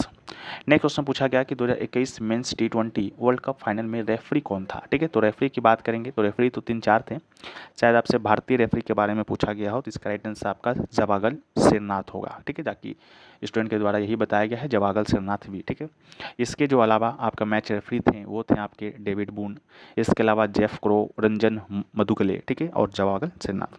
2021 ICC पुरुष T20 की बात करते हैं तो ये आपका 7वां ICC पुरुष T20 का संस्करण था। 17 से 14 नवंबर 2021 तक आपका संयुक्त अरब अमीरात ओमान में खेला गया था। वेस्ट इंडीज़ दोस्तों आपका क्या हुआ था, चैंपियन बना था। ठीक है, तो इसको भी याद रखना है। अगला पूछा गया था चिपकिली का खून कैसा होता है, तो चिपकिली के खून की बात करते हैं तो चिपकिली का जो खून होता है वो दोस्तों आपका ठंडा होता है। ठीक है, तो चिपकिली ठंडा खून वाला होता है, ये पूछा गया था। इसके अलावा पूछा गया कि ब्राह्मी लिपि को सर्वप्रथम किसने पढ़ा था, तो ब्राह्मी लिपि की बात करते हैं तो इसको सर्वप्रथम जो पढ़ा था, 4 ऑप्शन इस प्रकार से दिए गए थे, एन कनिंघम, H दानी और ब्यूलियर और जेम्स प्रिस्टप। ठीक है, तो इसका जो राइट आंसर होगा वो दोस्तों आपका जेम्स प्रिस्टप हो जाएगा। ठीक है, इसके अलावा 1837 में पढ़ा गया था, अगर आपसे डेट पूछा जाता है तो जेम्स प्रिस्टप नामक अंग्रेज विद्वान ने अशोक के लेखों जो कि ब्राह्मी लिपि में था उसका उदाचन किया, किंतु उन्हें लेखों की देवनागरी की पहचान सिंघल के राजा तीस से कर डाली। कालांतर में यह तथ्य प्रकाश में आया कि शैली अनुश्रुतियों दीपंश तथा महावंश में उपाधि अशोक के लिए प्रयुक्त की गई थी। ठीक है, इसके अलावा अंततः वर्ष 1915 में मास्की जो कि कर्नाटक से प्राप्त लेख में अशोक नाम भी पढ़ लिया गया था। ठीक है, इसके अलावा अगर आपसे पूछा जाता कि दाहिने से बाईं कौन सी लिपि लिखी जाती है, तो दाहिने से बाएं की बात करेंगे तो इसे खरोष्टी लिपि जो है आपका दाहिने से बाएं की ओर लिखी जाती है, इस बात को भी याद रखिएगा। ठीक है, अगला जो है कि APJ Abdul Kalam life time achievement award 2023 से किसे सम्मानित किया गया है, तो ये जो सम्मान है आपका संसद रत्न अवार्ड 2023 के जरिए दिया जाता है, जिसका राइट आंसर आपका TK रंगराजन होगा। CPM के पूर्व राज्यसभा सांसद रह चुके हैं। ठीक है, तो इन्हें ही doctor APJ Abdul Kalam life time achievement award से सम्मानित किया गया था। इसके अलावा संसद रत्न 2023 की बात करते हैं तो टोटल आपको ये कम 13 सांसद को यह दिया गया था, किन्हें किन्हें दिया गया है तो इससे आप लोग यहाँ पर पढ़ लीजिएगा। बाकी जो है APJ Abdul Kalam life time achievement award आपका श्री TK राजन को दिया गया है। इसके अलावा आपका transport tourism and culture committee from Rajya Sabha किसको दिया गया था, श्री विजय रेड्डी को दिया गया है। ठीक है, तो इसको भी आप याद रखिएगा। नेक्स्ट जो है कि भारत में सार्वभौमिक वयस्क मताधिकार की न्यूनतम आयु कितनी है, ठीक है। तो न्यूनतम आयु की बात करेंगे तो इसका राइट आंसर आपका 18 वर्ष होगा। सार्वभौमिक वयस्क मताधिकार से आशा है कि सभी वयस्क जो 18 वर्ष हो या उससे अधिक हो नागरिक को बिना किसी भेदभाव के मत देने का अधिकार है, ठीक है। तो इसको भी याद रखिएगा। और एक आपका अरविंद अड्डिगा का उपन्यास पूछा गया था, तो अरविंद अड्डिगा के उपन्यास की बात करते हैं तो द व्हाइट टाइगर, जो कि बहुत ही प्रसिद्ध ये आपका व्हाइट टाइगर है, जो कि 2008 में इन्हें इस उपन्यास के लिए आपका मैन बुकर पुरस्कार भी मिला है, ठीक है। तो ये भी है, ये भी पूछा गया। इसके अलावा आपसे पूछा गया था ख्याल गायन की पूछा गया था निम्नलिखित में से कौन ख्याल घरानों से संबंधित है, ठीक है। इस प्रकार का कोई क्वेश्चन पूछा गया था। तो ख्याल घराना की बात करते हैं तो इनमें आपका कई शैलियाँ हैं, जिसमें से ग्वालियर घराना, किराना घराना, पटियाला घराना हो गया, इसके अलावा आगरा घराना हो गया, इसके अलावा आपका जयपुर अतरौली घराना हो गया, ठीक है। तो इन सभी से कौन कौन संबंधित है थोड़ा सा हम लोग देख लेते हैं, जहाँ से प्रश्न आपके एग्जाम में आते हैं। तो ग्वालियर घराने से उस्ताद हदीस अली खां हैं, उस्ताद नत्थन खां हैं, पंडित विष्णु दिगंबर पुलस्कर है। किराना घराना से आपका उस्ताद अब्दुल करीम खां, उस्ताद अब्दुल वहीद खां, भीमसेन जोशी आपके किराना घराना से। पटियाला घराना से उस्ताद बड़े गुलाम अली खां हैं, उस्ताद बरकत अली खां, उस्ताद अमानत अली खां। आगरा से फयाज खां, विलायत हुसैन खां, उस्ताद शराफत हुसैन खां। जयपुर अतरौली घराना से आपका उस्ताद अलदिया खां हैं, उस्ताद मंजी खां हैं, किशोरी अमोनकर जी हैं। तो इसको भी याद रखिएगा, ठीक है। ये भी आपसे एग्जाम में पूछा जा सकता है। अगला जो क्वेश्चन पूछा गया कि राजन और साजन मिश्रा किस घराने से संबंधित है, ठीक है। तो राजन और साजन मिश्रा की बात करते हैं तो ये आपका बनारस घराना से संबंधित है। ऐसे तो बनारस घराना के संस्थापक कई लोग हैं, लेकिन इस घराने को असली जो पहचान है वो दिलाया है आपका पंडित राजन और साजन मिश्रा की जोड़ी ने। ये दोनों आपके क्या हैं, भाई ही हैं, ठीक है। इसके अलावा जो 7 में पद्म भूषण अवार्ड दिया गया था। 1998 में संयुक्त रूप से संगीत नाटक अकेडमी पुरस्कार, 94-95 के लिए गंधर्व राष्ट्रीय पुरस्कार। इसके अलावा 14 दिसंबर 2012 को राष्ट्रीय तानसेन पुरस्कार से भी सम्मानित किया गया था, ठीक है। यही आपके हैं साजन मिश्रा और राजन मिश्रा, ठीक है। तो इसको भी आप लोग देखिएगा। अगला जो है घोड़े मोदनी नृत्य, जो कि डैश से संबंधित है, तो इसका राइट आंसर आपका गोवा होगा। घोड़े मोदनी नृत्य गोवा से संबंधित लोक नृत्य है। ये नृत्य वार्षिक सिगमो उत्सव के दौरान किया जाता है। तो अगर आपसे पूछा जाता है सिगमो उत्सव किस राज्य में मनाया जाता है, तो इसका भी राइट आंसर क्या होगा, गोवा ही होगा, ठीक है। जो कि बसंत ऋतु में गोवा में मनाया जाता है। इस नृत्य में घोड़े की चाल और हाव भाव की नकल की जाती है और नर्तक रंगीन पोशाक पहनते हैं, ठीक है। हमने कल आपको सभी राज्यों के लोक नृत्य का PDF प्रोवाइड कराया था, कल के ऑल शिफ्ट के PDF पे, ठीक है। जिसमें से हमने गोवा के लोक नृत्य में भी डाला था तरंग महल के बारे में, कोली के बारे में, देखनी फुगरी, सिगमो और घोड़े मोदनी के बारे में भी डाला था, ठीक है। इसके अलावा समय नृत्य हो गया, जागर हो गया, रन माले हो गया, गौफ हो गया, टोनिया महल हो गया, ये सभी क्या है, गोवा के अन्य लोक नृत्य हैं, ठीक है। इसको याद रखना है। अगला है हॉर्नबिल फेस्टिवल किस राज्य में मनाया जाता है, ठीक है। तो हॉर्नबिल फेस्टिवल की बात करते हैं तो ये जो फेस्टिवल है इसका राइट आंसर जो होगा वो दोस्तों आपका नागालैंड हो जाएगा, ठीक है। तो नागालैंड इसका राइट आंसर है। ये जो हॉर्नबिल फेस्टिवल है आपका 1 से 10 दिसंबर के बीच पूर्वोत्तर भारत के नागालैंड में मनाया जाता है। इसे त्योहारों का त्यौहार भी कहा जाता है, ठीक है।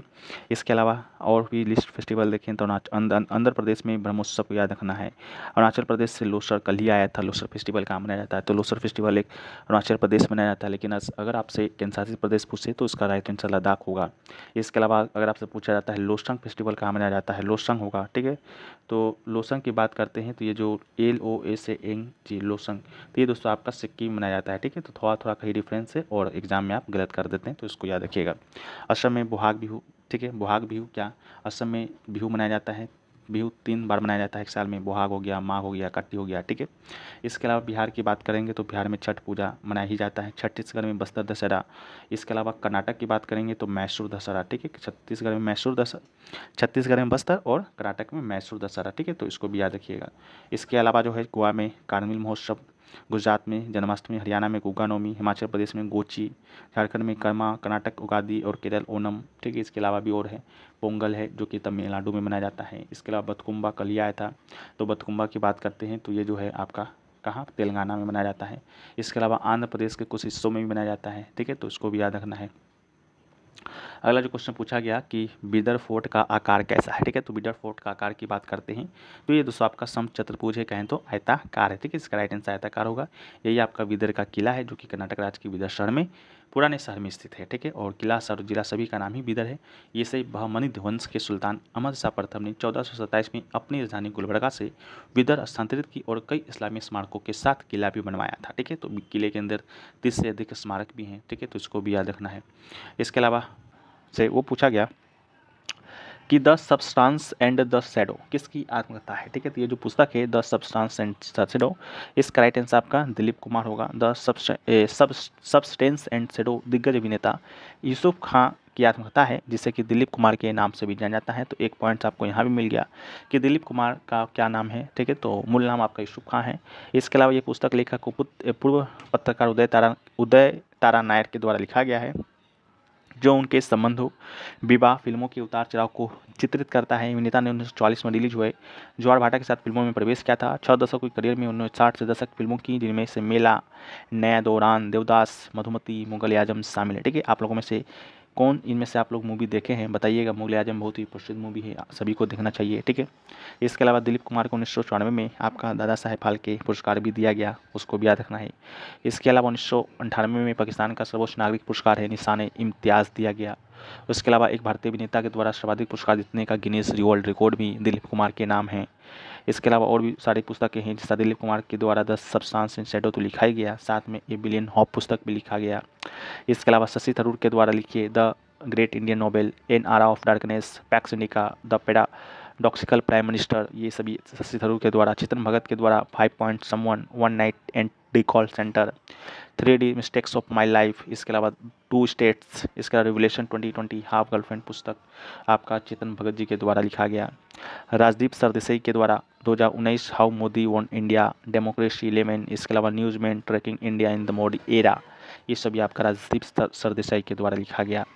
नेक्स्ट क्वेश्चन पूछा गया अनुच्छेद 51A का सब क्लोज एच किससे संबंधित है। एच पूछा गया था, तो राइट आंसर वैज्ञानिक स्वभाव, मानवतावाद तथा जिज्ञासा एवं संसार की भावना को विकसित करना, उससे संबंधित है, ठीक है। इसके अलावा अनुच्छेद 51A के तहत 11 मौलिक कर्तव्य दिए गए हैं। बाकी 11 मौलिक कर्तव्य में कब कब कौन सा मौलिक कर्तव्य जुड़ा गया, इसके बारे में तुमने बहुत सारे वीडियो में बात किया है, लेकिन अभी नहीं करेंगे। अभी बस 11 उन मौलिक कर्तव्यों को देख लेते हैं। जैसा आपका अनुच्छेद 51A का सब क्लोज ए की बात करते हैं, तो सब क्लोज जो ए है वो हमें बताता है राष्ट्रगान का सम्मान करना, ठीक है। राष्ट्रगान का सम्मान करना, संविधान का पालन करना। इसके अलावा अनुच्छेद 51A का बी जो है भारत की संप्रभुता, एकता, अखंडता को सुनिश्चित करना बताता है। 51A का सी जो है भारत की रक्षा करना, राष्ट्रीय सेवाओं की बुलाए जाने पर सेवाएं देना। 51A का डी जो है देश की सेवा करना। 51A का ई जो है धार्मिक भाषाएं और क्षेत्रीय या वर्गीय विविधताओं के बीच सामंजस्य और समान भावना को बढ़ावा देना। 51A का जो एफ है हमारी समृद्ध सांस्कृतिक विरासत का महत्व बनाए रखना, उससे संबंधित है। 51A का जो जी है प्राकृतिक पर्यावरण की रक्षा करना, उसमें सुधार करना, जिसमें वन, झीलें, नदियाँ और वन जीव शामिल है, और जीवों के प्रति दयाभाव रखना। अनुच्छेद 51A का जो एच है भारतीय संविधान के मूल कर्तव्यों से ही संबंधित है, और यह प्रत्येक नागरिक का कर्तव्य बनाता है कि वैज्ञानिक दृष्टिकोण, मानवतावाद, ज्ञान अर्जन तथा सुधार की भावना का विकास करे। 51A का जो आई है वो कहता है सार्वजनिक संपत्ति की रक्षा करना, हिंसा से दूर रहना। 51A का जो जे है वो कहता है व्यक्तिगत और सामूहिक गतिविधियों के सभी क्षेत्रों में उत्कृष्टता को बढ़ावा देना। इसके अलावा अनुच्छेद 51A का जो के है ये प्रत्येक नागरिक का कर्तव्य बनाता है कि यदि वो माता पिता का संरक्षक है, माता पिता या संरक्षक है, तो 14 वर्ष की आयु वाले अपने यथास्थिति बालक या प्रतिपालक की शिक्षा के अवसर प्रदान करेगा, ठीक है। तो ये पूछा गया। अगला है कि ताजमहल का निर्माण किस मुगल सम्राट ने कराया, तो इसका राइट आंसर शाहजहां होगा। ताजमहल का निर्माण का जो श्रेय है मुगल सम्राट शाहजहां को जाता है, जिन्होंने अपनी प्यारी पत्नी मुमताज़ महल की याद में इस मकबरे का निर्माण है जो कि कराया था, ठीक है। आप लोग अपने अपनी पत्नी की याद में क्या निर्माण कराएंगे कमेंट सेक्शन में बताइएगा, ठीक है। इसके अलावा ताजमहल का निर्माण 1662 में शुरू होता है, आगरा में 1648 ईस्वी के अंत में पूरा होता है। इसके अलावा अमानत खां सिराजी ताजमहल के सुलेखक थे, उनका नाम ताज के एक द्वार पर शिलालेख के अंत में आता है। इसके अलावा कवि गयासुद्दीन के मकबरे पर चंदों को डिजाइन किया गया था, जबकि तुर्की इस्माइल खां अफरीदी गुंबद निर्माता था। ताजमहल का डिजाइनर का भी नाम आपका आता है, तो उस्ताद अहमद लाहौरी इसके डिजाइनर थे, ठीक है, आर्किटेक्चर जिसे बोलते हैं।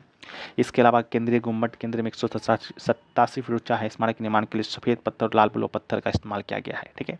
अगला है प्राचीन काल में रेशम मार्ग सिल्क रूट शब्द का अर्थ क्या है, तो सिल्क रूट से भी आपका प्रश्न आपका आया था, एग्जैक्ट प्रश्न मिला नहीं लेकिन आपका ये आया, ठीक है। तो सिल्क रूट की बात करते हैं तो चीन से अन्य देशों में रेशमी वस्त्र ले जाने वाले व्यापारियों का यात्रा मार्ग को हम लोग रेशम मार्ग के नाम से जानते हैं, और रेशम मार्ग को कुषाणों के द्वारा नियंत्रित किया जाता था, जिन्होंने लगभग 2000 वर्ष पहले मध्य एशिया उत्तर पश्चिम भारत पर शासन किया था, ठीक है। तो इसको भी याद रखना है। अगला क्वेश्चन पूछा गया what is the full form of SHG, तो इसका राइट आंसर होगा सेल्फ हेल्प ग्रुप, ठीक है।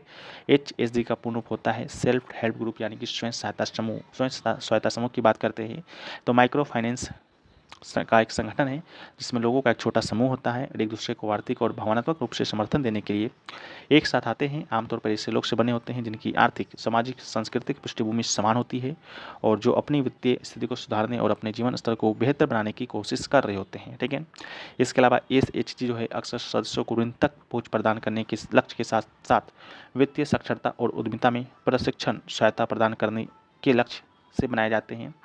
वे आमतौर पर अनौपचारिक समूह होते हैं जो औपचारिक रूप से व्यवसाय या संगठन के रूप में पंजीकृत नहीं होते हैं। वे अक्सर गैर सरकारी संगठनों या अन्य बाहरी संगठन के द्वारा समर्थित होते हैं जो तकनीक, सहायता और मार्गदर्शन प्रदान करता है। इसके अलावा SHG विकासशील देशों के लोगों के लिए वित्तीय सेवाओं तक पहुँच, उनकी आर्थिक भलाई में सुधार करने के लिए लोकप्रिय और प्रभावी तरीका है। ठीक है, तो इसको भी याद रखिएगा। इसके अलावा जो नेक्स्ट क्वेश्चन जो पूछा गया आपसे कि सेल जो है, सेल का जो फुल फॉर्म होता है पहले वो देखिए।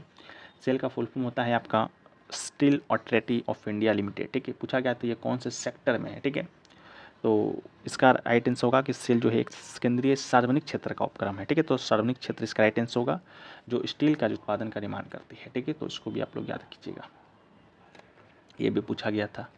इसके अलावा जो है और क्वेश्चन क्या पूछा गया उसको भी एक बार हम लोग देखें। तो वो क्वेश्चन पूछा गया आपसे कि बिहू डांस किस राज से संबंधित है। ठीक है, तो देखिए बिहू डांस की बात करते हैं तो बिहू डांस जो है वो तो आप लोग को भी मालूम है किस राज से संबंधित है, जिसका राइट आंसर आपका असम होगा। ये प्रश्न आपका इजी पूछ दिया गया। ठीक है, तो बिहू डांस आपका असम से है।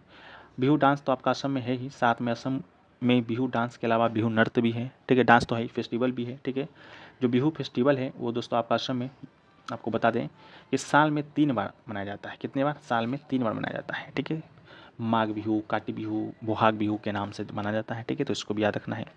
अगला जो है सितारा देवी जो है किस नृत्य से संबंधित है। हालांकि इतना इजी प्रश्न आपके एग्जाम में नहीं आया था, आपका जो आंसर था वो कथक था। बाकी सितारा देवी जो है आपका कथक नृत्य से संबंधित है और सितारा देवी के साथ साथ और भी 3-4 नाम आपको देखने को मिले थे। ठीक है, वो 3-4 नाम तो पता नहीं चल पाए हैं। अगर आप लोग को मालूम है तो आप लोग कमेंट सेक्शन में ज़रूर हमें बताइएगा वो कौन कौन से नाम हैं जो कि सितारा देवी से संबंधित है, जो कि आपका दिया गया था। ठीक है, तो हमें एक नाम तो मिला जो कि हमने आपको है जो कि बता दिया। ठीक है, तो ये पूछा गया था।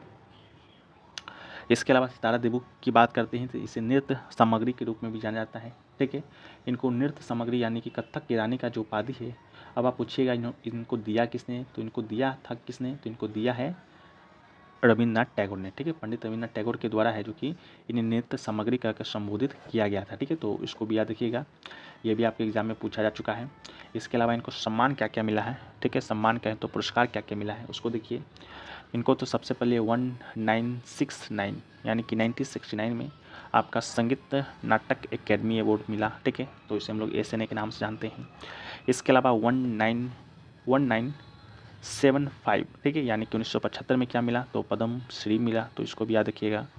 इसके अलावा आपका 1994 यानी कि 1994 में क्या मिला, कालिदास सम्मान मिला। जो कालिदास सम्मान है वो किस सरकार के द्वारा दिया जाता है, तो ये दिया जाता है मध्य प्रदेश सरकार के द्वारा। ठीक है, तो इसको भी याद रखना है। बाद में इनको भारत सरकार के द्वारा जो है पद्म भूषण दिया गया था, लेकिन इन्होंने लेने से इनकार कर दिया था। ठीक है, इन्होंने कहा था क्या सरकार मेरे योगदान को नहीं जानती है, ये मेरे लिए सम्मान नहीं मेरे लिए अपमान है। ठीक है, मैं भारत रत्न से कम नहीं लूँगी, ऐसा इनका कहना था। ठीक है, तो ये भी चीज़ है। बाकी कुछ नहीं, 16 वर्ष की आयु में उनके प्रदर्शन को देखकर भावविभोर हुए गुरुदेव जो है रविन्द्रनाथ टैगोर ने इन्हें नृत्य सामग्री की उपाधि है जो कि प्रदान किया था। ठीक है, तो इसको भी आप याद रखिएगा, ये भी एग्जाम में यहाँ पे पूछा जाता है। अगला है हड़प्पा रिलेटेड स्टेटमेंट पूछा गया था जिसमें बताना था कि इनमें से कौन सा फॉल्स है। ठीक है, तो स्टेटमेंट तो हमें मिला नहीं, मे बी आपसे यही पूछा गया हो कि हड़प्पा सभ्यता में लोहे का उपयोग किया गया था, तो ये स्टेटमेंट आपका गलत है क्योंकि हड़प्पा जो सभ्यता है वो आपका कांस्य युगीन सभ्यता था। ठीक है, जिसमें लोहे का उपयोग नहीं होता था। कांस्य जो है किससे किससे मिलकर बना था, तांबा और पित्तल से बनकर बनता है कांस्य। ठीक है, तो इसको भी आप याद रखिएगा। नेक्स्ट जो है आपसे पूछा गया था कार रेस 2023 तेलंगाना कोऑर्डिनेट से संबंधित पूछा गया था कि कहाँ पर आयोजित हुआ था। ठीक है, तो 2023 में जो तेलंगाना में आयोजित कार रेस जिसे हैदराबाद ईप्रेक्स के नाम से जाना जाता है, हैदराबाद के हुसैन सागर झील के पास एक स्टेट सर्किट पर आयोजित किया गया था। यह ट्रैक 2.835 किलोमीटर लंबा है जिसमें कुल 18 मोड़ है। ठीक है, तो हैदराबाद में आयोजित किया गया। अगला जो है कि 2023 में आयोजित 9वें ब्रिक्स संसदीय फोरम में किस भारतीय संसद ने भाग लिया था, तो इसका राइट आंसर आपका ओम बिरला होगा। 2023 में आयोजित 9वें ब्रिक्स संसदीय फोरम में विभिन्न देशों के संसद सदस्यों ने भाग लिया। इस फोरम का जो आयोजन है 27 से 28 सितंबर 2023 को जोहान्सबर्ग दक्षिण अफ्रीका में हुआ। इस फोरम में भारत की संसद का जो प्रतिनिधित्व करने वाले प्रमुख सदस्य जो थे आपके लोकसभा जो अध्यक्ष हैं ओम बिरला उन्होंने ही किया था, ठीक है, इसको भी याद रखना है। एक क्वेश्चन आपका नॉन पोलर मॉलिक्यूल से पूछा गया था, ठीक है, तो जो नॉन पोलर जो मॉलिक्यूल है उसमें डाइपोल मोमेंट नहीं होता है।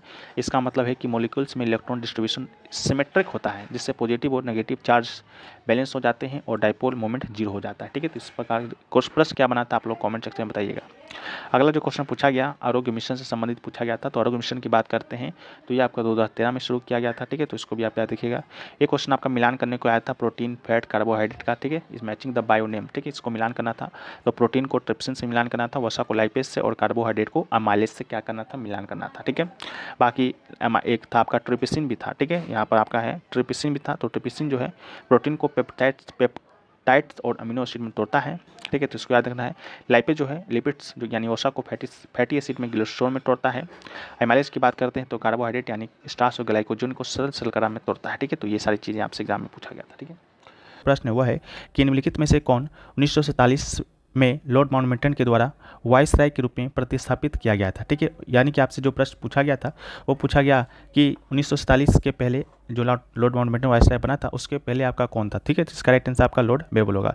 लॉर्ड बेबल की बात करते हैं तो जून 1943 से फरवरी 1947 तक आपका ये भारत का जो था वायसराय था, ठीक है। तो इसको भी आप याद रखिएगा। बाकी और भी चीज़ जो आपके लिए इंपॉर्टेंट नहीं है, लॉर्ड माउंटबेटन के बारे में याद रखिएगा, ये भारत का अंतिम वायसराय था और स्वतंत्र भारत का प्रथम गवर्नर जनरल था, ठीक है। तो इसको भी याद रखिएगा। इसके अलावा वर्ष 1947 में 14 और 15 अगस्त के मध्यरात्रि को क्रमशः पाकिस्तान और भारत के प्रभुत्व अस्तित्व में आए उन्होंने अपने स्वतंत्र देशों का यात्रा जो कि शुरू किया था, ठीक है। तो इसका भी राइट आंसर हो जाएगा। इसके अलावा जो नेक्स्ट क्वेश्चन जो पूछा गया कि सैलेमेंडर और घरेलू छिपकली जो है उनमें निवास स्थान के अलावा और क्या आपका अंतर है, ठीक है। तो आपसे अंतर पूछा गया था, ठीक है। तो देखिए निवास स्थान के अलावा इसमें आपके बहुत सारे अंतर हैं, जैसा कि आपका इसका वर्गीकरण और शारीरिक संरचना है जो कि आपका अलग है। जैसा कि सैलेमेंडर की बात करते हैं तो ये उभयचर वर्ग के होते हैं और घरेलू मच्छर जो है आपका सरीसृप वर्ग का होता है। इसके अलावा ये सैलेमेंडर का त्वचा नम और चिकनी होता है और छिपकली का आपका त्वचा शुष्क और पपड़ीदार होता है, ठीक है। इनके शरीर पर छोटे छोटे स्केल्स होते हैं और इनके शरीर पर पतले छोटी नाक और लंबी पूंछ होती है सैलेमेंडर में, ठीक है। इसके अलावा श्वसन प्रणाली को लेकर भी इनमें भी विशेषता है। इनमें श्वसन के लिए फेफड़े, गलफेरे और त्वचा का उपयोग होता है। कुछ प्रजातियां पूरी तरह से जलीय होते हैं और गलफेरे के माध्यम से सांस लेती है। उसी प्रकार घरेलू छिपकली की बात करते हैं तो ये केवल फेफड़ों के माध्यम से सांस लेती है और पूरी तरह से स्थलीय होती है। इसके अलावा प्रजनन के अकॉर्डिंग भी आपका डिफरेंस है। इनका प्रजनन आमतौर पर पानी में होता है और घरेलू छिपकली की बात करते हैं तो अंडे जमीन पर या सुरक्षित स्थानों पर देती है।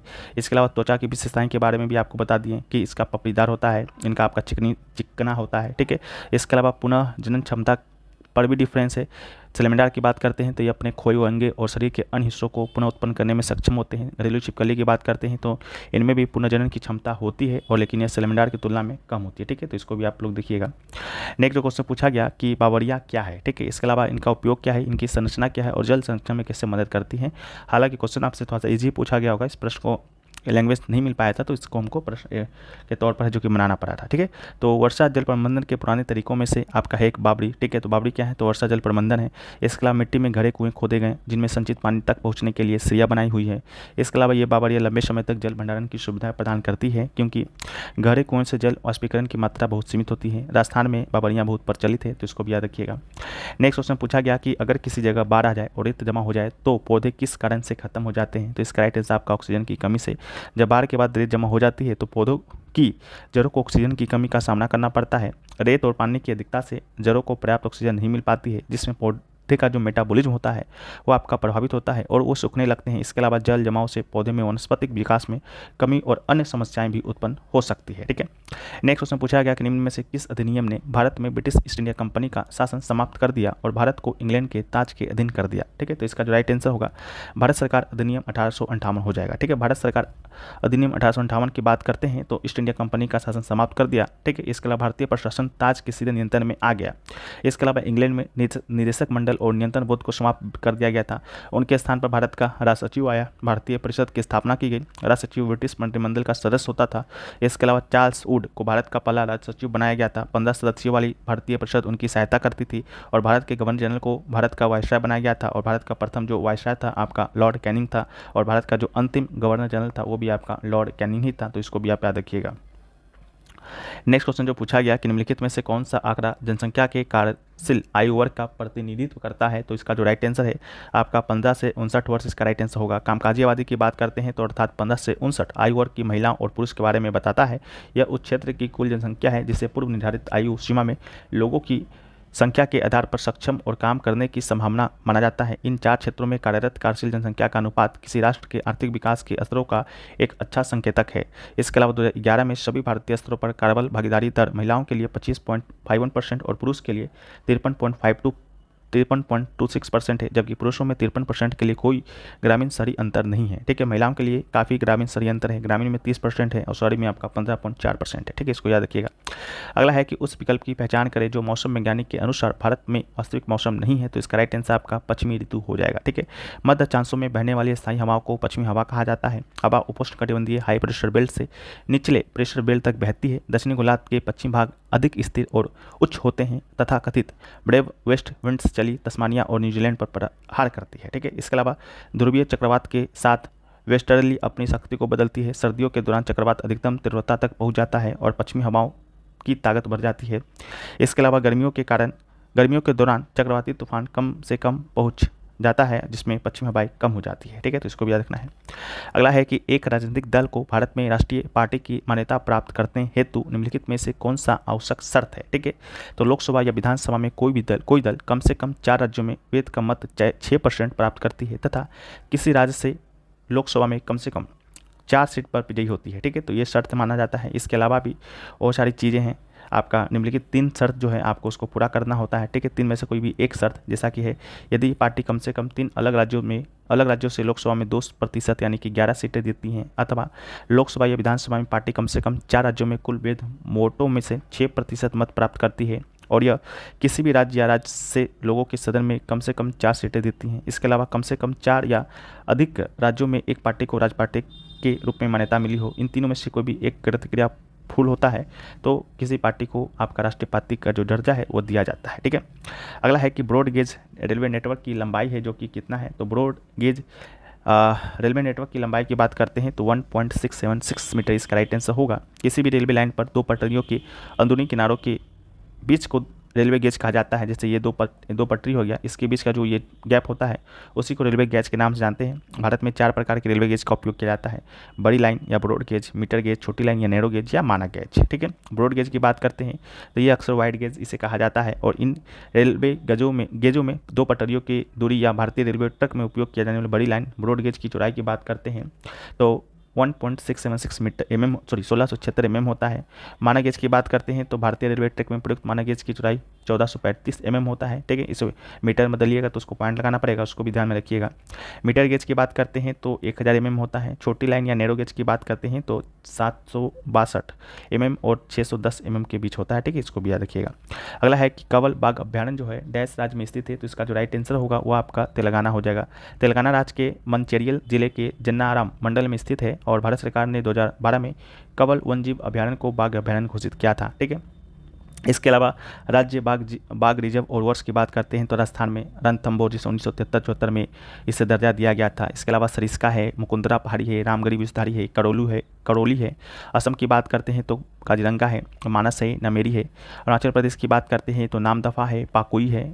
आंध्र प्रदेश की बात करते हैं तो नागार्जुन है, श्रीशैलम है। ठीक है, इसका विस्तार तेलंगाना में भी है। बिहार की बात करते हैं तो यहाँ पर आपका वाल्मीकि है। छत्तीसगढ़ की बात करते हैं तो इंद्रावती, अचानकमार, उदंती, सीतानंदी। झारखंड है। ठीक है, झारखंड की बात करते हैं तो पलामू है। कर्नाटक की बात करते हैं तो बांदीपुर वन्यजीव अभ्यारण्य है। नागरहोले, भद्रा है, दादेली अंसी है। इसके अलावा बिलीगिरी रंग है। केरल में पेरियार है, पराम्बिकुलम है। मध्य प्रदेश की बात करते हैं तो इसे टाइगर स्टेट के नाम से जाना जाता है। बांधवगढ़ है, सतपुरा है, कान्हा है, पन्ना है, पेंच है, संजय दुमड़ी है। महाराष्ट्र में मेलघाट है, टडोबी अंधेरी है, सह्याद्री है। इसके अलावा नवेगांव, नागजीरा है, बोर है। मिजोरम की बात करते हैं तो मिजोरम में आपका डंपा है। उत्तर प्रदेश में दुधवा है, अमानगढ़ है, पीलीभीत है। उत्तराखंड में आपका जिम कॉर्बेट है। पश्चिम बंगाल में बुक्सा है, सुंदरवन है। तेलंगाना की बात करते हैं तो कंवल 12-13 में इसे दर्जा दिया गया था। उड़ीसा में बात करते हैं तो सिमलीपाल मयूरभंज में है। इसके अलावा सतकोसिया है। तमिलनाडु में आपका कालाकंड, मुदथुरई है, अन्नामलाई है, सत्यमंगलम है। ठीक है, इसको भी याद रखना है। ये सारी जो चीज़ें हैं आपको हम जो मेरा टॉपिक वाइज जो प्रयास ई बुक है उसमें भी दोस्तों हम इसको सब चीज़ कवर कर दिए हैं जहाँ से आपके एग्जाम में प्रश्न आते हैं, ठीक है। तो इसको प्राप्त करने के लिए आपको 2 व्हाट्सएप नंबर दिया गया है, दोनों में से किसी एक पर संपर्क कीजिएगा। तो ये जो आपका 45+ टॉपिक वाइज प्रयास ई बुक है वो दोस्तों आपको मिल जाएगा मात्र आपका 49 रुपये में।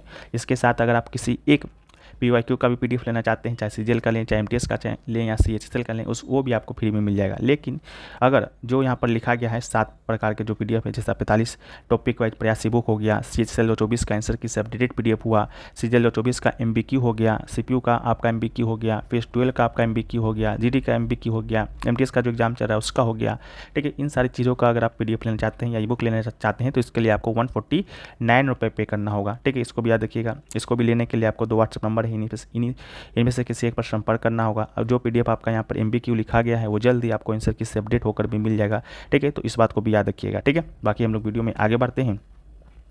तो हमारा जो नेक्स्ट क्वेश्चन होगा फ्रेंड्स वो आपका होगा कि according to the NITI Aayog first multi dimensional poverty index MPI which union territory are poor, ठीक है। तो इसका right answer Dadar and Nagar Haveli होगा। नीति आयोग के पहले बहुआयामी गरीबी सूचकांक MPI के अनुसार दादर और नागर हवेली जो था सबसे गरीब केंद्र शासित प्रदेशों में से एक है, जहां पर 27.36% जनसंख्या गरीब है। इसके अलावा जम्मू कश्मीर है, लद्दाख है, दमन-दीव है और चंडीगढ़ भी है, ठीक है। अगला है कि सिंथेटिक संकेतक क्या है। सिंथेटिक संकेतों के 2 उदाहरण आपसे पूछा गया था। तो सिंथेटिक सूचक वो होते हैं जो प्रयोगशाला में संश्लेषित होते हैं और वो अपना रंग बदलकर अम्ल या क्षार की उपस्थिति का संकेत देते हैं। इसके अलावा सिंथेटिक सूचक के उदाहरण की बात करेंगे तो फिनोल फथिलीन है, इसके अलावा मिथाइल ऑरेंज है। अगला जो है कि who was the chairman of the first all Bengali student council held in 1928। तो इसका जो राइट आंसर होगा वो दोस्तों आपका पंडित जवाहरलाल नेहरू होगा, ठीक है। प्रथम जो है अखिल बंगाल छात्र सम्मेलन अगस्त 1928 में जवाहरलाल नेहरू की अध्यक्षता में हुआ। यह भारत स्तर पर पहला छात्र संगठन है। संगठन की स्थापना 12 से 13 अगस्त 1936 लखनऊ के गंगा प्रसाद मेमोरियल हॉल में हुआ और सम्मेलन की अध्यक्षता पंडित जवाहरलाल नेहरू ने किया और M.A. जिन्ना ने किया था। छात्र शक्ति समाज को सुधारने और उनसे मजबूत करने वाले घटकों में से एक था, ठीक है। नेक्स्ट क्वेश्चन पूछा गया कि ऋग्वेदिक काल में तीनों में से कौन सी देवता विशेष रूप से महत्वपूर्ण था। तो अग्नि, इंद्र और सोम आपके तीनों देवता हैं जो कि महत्वपूर्ण थे। अगर इन तीनों में से भी आपका इंपॉर्टेंट पूछा जाता है तो इंद्र इसका आपका राइट आंसर होगा। अग्नि को अग्नि का देवता, इंद्र को योद्धा देवता या बारिश का देवता, सोम को एक पौधा थे जो विशेष पेड़ तैयार किया गया था, इसको इससे संबंधित है। नेक्स्ट को है कि a deficient is the general example of, ठीक है। तो आपका एग्जाम्पल पूछा गया था तो शॉर्टफॉल हो गया, लॉस हो गया, इसके अलावा डिफिशिएंसी हो गया, इसके अलावा घाटा, कमी, हानि या कमी का एक समान उदाहरण है, ठीक है। तो इसको भी आप याद रखिएगा, ये भी आपसे एग्जाम में पूछा जाता। नेक्स्ट जो हमारा प्रश्न जहाँ से आपके एग्जाम में प्रश्न एक न एक आते हैं हर शिफ्ट में, वो है आपका मौलिक कर्तव्य। मौलिक कर्तव्य से संबंधित एक प्रश्न पूछा गया कि अनुच्छेद 51A का H है जो कि किससे संबंधित है। तो इसका जो राइट आंसर था वैज्ञानिक स्वभाव, मान्यतावाद तथा जिज्ञासा एवं सुधार की भावना को विकसित करना उससे संबंधित था। लेकिन मौलिक कर्तव्य के विषय में हम लोग कुछ जो पॉइंट्स देखते हैं, ये तो पहले भारतीय संविधान में नहीं था, इसे 1976 में 42वां संविधान संशोधन के माध्यम से जोड़ा गया था। किसकी समिति की सिफारिश पर? सरदार सोन सिंह समिति की सिफारिश पर भाग 4A जोड़ा गया था, यानी कि मौलिक कर्तव्य भाग 4A में है। और अनुच्छेद की बात करेंगे तो अनुच्छेद 51A जोड़ा गया था, ठीक है। जब 1976 में ये मौलिक कर्तव्य जोड़ा गया था उस समय 10 मौलिक कर्तव्य हुआ करता था, लेकिन आपका 2002 में एक और मौलिक कर्तव्य जोड़ा गया था। 86वां संविधान संशोधन के माध्यम से एक और मौलिक कर्तव्य जोड़ा गया था, जिससे आपका वर्तमान में 11 मौलिक कर्तव्य आपका हो जाता है, ठीक है। इसे रूस के संविधान से लिया गया था, तो इसको भी आप याद रखिएगा। बाकी कौन कौन से मौलिक कर्तव्य है उसको एक बार हम लोग देखें, जहाँ से आपके एग्जाम में प्रश्न आते ही आते हैं। तो पहला है आपका अनुच्छेद 51A का सब क्लोज A, जो कि संविधान का पालन करें, राष्ट्रीय ध्वज और राष्ट्रगान का सम्मान करें, उससे संबंधित है। अनुच्छेद 51A का सब क्लोज B की बात करते हैं तो स्वतंत्रता संग्राम के आदर्शों का पालन करें, उससे संबंधित है। अनुच्छेद 51A का सब क्लोज C है आपका भारत की संप्रभुता और अखंडता की रक्षा करना, उससे संबंधित है। अनुच्छेद 51A का जो D है वो आपका देश की रक्षा करे, आह्वान किए जाने पर राष्ट्रीय सेवाएं प्रदान करें, उससे संबंधित है। अनुच्छेद 51A का सब क्लोज E की जो बात करते हैं तो सामान्य भाईचारे की भावना का विकास करना, उससे संबंधित है। अनुच्छेद 51A का सब क्लोज F जो है देश की समग्र संस्कृति को संरक्षित करे, उससे संबंधित है। अनुच्छेद 51A का सब क्लोज G है आपका प्राकृतिक पर्यावरण को संरक्षित करे, उससे संबंधित है। अनुच्छेद 51A का सब क्लोज H जो है वैज्ञानिक दृष्टिकोण और मानवता का विकास करे, उससे संबंधित है। अनुच्छेद 51A का सब क्लोज I जो है आपका सार्वजनिक संपत्ति की सुरक्षा करे और हिंसा से दूर रहे, उससे संबंधित है। इसके अलावा अनुच्छेद 51A का सब क्लोज J जो है जीवन के सभी क्षेत्रों में उत्कृष्टता के लिए प्रयास करे, उससे संबंधित है। अनुच्छेद 51(1) का सब क्लोज जो के है, सभी माता पिता अभिभावकों का यह कर्तव्य है कि वो अपने 6 से 14 वर्ष की आयु के बच्चे को स्कूल भेजे, उससे संबंधित है। और यही मौलिक कर्तव्य आपका 2002 में 86वां संविधान संशोधन के माध्यम से जोड़ा गया था। ठीक है, तो ये पूछा गया था। इसके अलावा नेक्स्ट क्वेश्चन पूछा गया था, ताजमहल का निर्माण है जो कि किस मुगल सम्राट ने कराया था, जिसका राइट आंसर आपका शाहजहां था। ठीक है, शाहजहां के द्वारा आपका ताजमहल का निर्माण है जो कि कराया जाता है अपनी प्यारी पत्नी मुमताज महल की याद में। इसके अलावा ताजमहल का निर्माण 1632 में शुरू होता है, आगरा में 1648 में यह आपका पूरा होता है। इसके अलावा ताजमहल का डिजाइनर यानी कि आर्किटेक्चर पूछा जाता है तो उस्ताद अहमद लाहौरी इसके आर्किटेक्चर थे, इसको याद रखना है। केंद्रीय गुम्बद केंद्र में 187 फीट ऊंचा है। ठीक है, और स्मारक के निर्माण के लिए सफ़ेद पत्थर और लाल बलुआ पत्थर का इस्तेमाल हुआ है। ठीक है, तो उसको भी याद रखना है। इसके अलावा कुछ और आपका मुगल वास्तुकला के प्रमुख उदाहरण हैं, जैसा आपका हुमायूं का मकबरा यानी कि टॉम्ब ऑफ हुमायूं हो गया। तो हुमायूं का जो मकबरा है दिल्ली में 1569 में उसकी पत्नी हाजी बेगम के द्वारा बनाया गया था।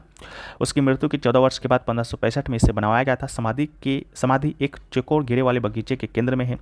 आगरा का किला, आगरा फोर्ट की बात करते हैं तो अकबर के द्वारा आपका इसे बनाया गया था। 1565 में इसका शुरू हुआ था और 1574 में ये पूरा हुआ।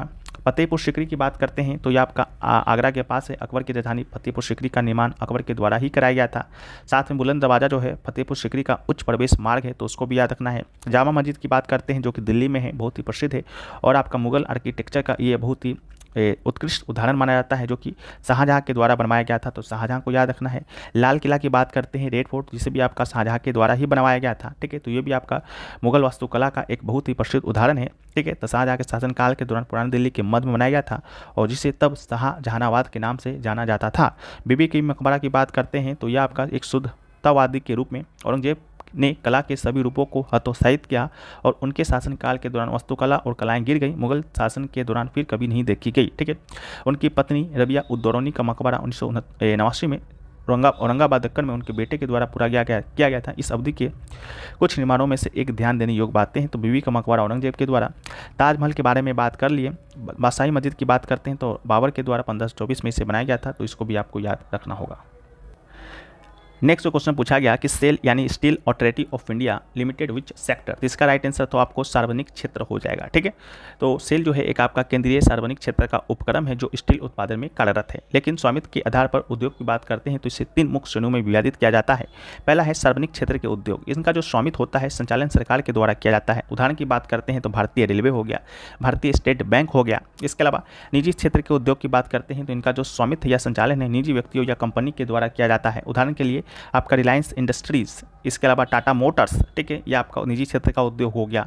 संयुक्त क्षेत्र के उद्योग की बात करते हैं तो इसका स्वामित्व और संचालन सरकार और निजी पक्ष के साझेदारी के रूप में किया जाता है। उदाहरण की बात करते हैं तो ओएनजीसी हो गया, इसके अलावा गेल हो गया, सेल हो गया। ठीक है, ये सभी आपका क्या है, ये सभी सेल नहीं, सेल तो आपका सार्वजनिक क्षेत्र का है। संयुक्त क्षेत्र की बात करते हैं तो ओएनजीसी है, गेल है। ठीक है, तो इसको याद रखना है। नेक्स्ट क्वेश्चन पूछा गया कि बिहू जो डांस है किस राज्य से संबंधित है। बिहू डांस की बात करते हैं तो यह आपका असम से संबंधित है। बिहू जो है आपका असम का तो डांस है ही है, साथ में यह आपका असम का त्यौहार भी है यानी फेस्टिवल है। ठीक है, तो बिहू जो फेस्टिवल है असम में 3 बार मनाया जाता है। ठीक है, एक बार नहीं 3 बार मनाया जाता है। तीनों बार आपका अलग अलग नाम से मनाया जाता है। तो पहला है रोंगाली बिहू, जिसे हम लोग बोहाग बिहू के नाम से भी जानते हैं, यह आपका अप्रैल में मनाया जाता है और असमिया नववर्ष का स्वागत करता है ये त्यौहार। ठीक है, कंगाली बिहू जिसे हम लोग काटी बिहू के नाम जानते हैं अक्टूबर या नवंबर में मनाया जाता है और फसल की सुरक्षा और पौधे की पूजा से जुड़ा होता है। ठीक है, भोगाली बिहू की बात करते हैं जिसे हम लोग माघ बिहू के नाम से भी जानते हैं, ये जनवरी में मनाया जाता है और फसल की कटाई के बाद सामुदायिक भोज के साथ मनाया जाता है। ठीक है, तो इसको भी आपको याद रखना पड़ेगा। नेक्स्ट जो क्वेश्चन पूछा गया था कि हड़प्पा सिंधु घाटी सभ्यता से संबंधित कौन सा कथन गलत है। ठीक है, तो 4 कथन दिया गया था। 4 कथन था हड़प्पा सिंधु घाटी सभ्यता के प्रमुख शहरों में से एक था। दूसरा कथन था कि हड़प्पा लिपि को पूरी तरह से पढ़ लिया गया है और समझा जा चुका है। तीसरा था कि हड़प्पा में उन्नत शहरी योजनाएं थी जिसमें जल निकासी प्रणाली और गृह जैसी शहर की संरचना शामिल था।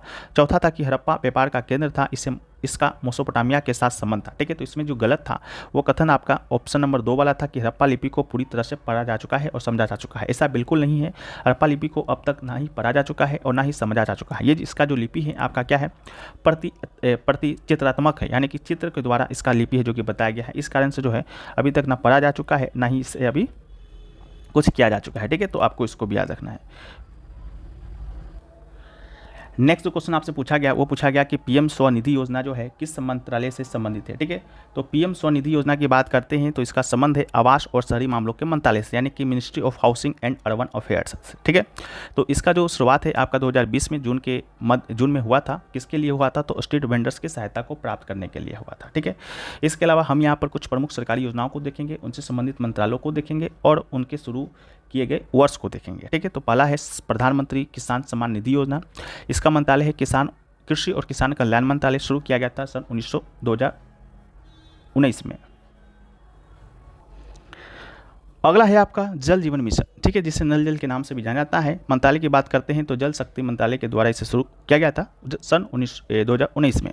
प्रधानमंत्री उज्ज्वला योजना, जो कि इस मंत्रालय की बात करते हैं तो पेट्रोलियम और प्राकृतिक गैस मंत्रालय के द्वारा इसे संबंधित शुरू किया गया था 2016 में। स्वच्छ भारत मिशन ग्रामीण और शहरी की बात करते हैं तो जल शक्ति मंत्रालय ग्रामीण और आवास और शहरी कार्य मंत्रालय शहरी के द्वारा शुरू किया गया था 2014 में। प्रधानमंत्री जनधन योजना 2014 में शुरू किया गया था वित्त मंत्रालय के द्वारा। प्रधानमंत्री आवास योजना की बात करेंगे तो आवास और शहरी कार्य मंत्रालय शहरी और ग्रामीण विकास मंत्रालय ग्रामीण के द्वारा 2015 में। मेक इन इंडिया की बात करते हैं तो वाणिज्य और उद्योग मंत्रालय के द्वारा सन 2014 में। स्मार्ट सिटी मिशन की बात करते हैं तो आवास और शहरी कार्य मंत्रालय के द्वारा 2015 में। प्रधानमंत्री मुद्रा योजना की बात करते हैं तो वित्त मंत्रालय के द्वारा 2015 में। आयुष्मान भारत योजना की बात करते हैं जिससे कि प्रधानमंत्री जन आरोग्य योजना के नाम से भी जानते हैं। ये शुरू किया गया था 2018 में स्वास्थ्य और कल्याण परिवार मंत्रालय के द्वारा। प्रधानमंत्री फसल बीमा योजना कृषि और किसान कल्याण मंत्रालय 2016 में शुरू किया गया था। सुकन्या समृद्धि योजना वित्त मंत्रालय के द्वारा 2015 में।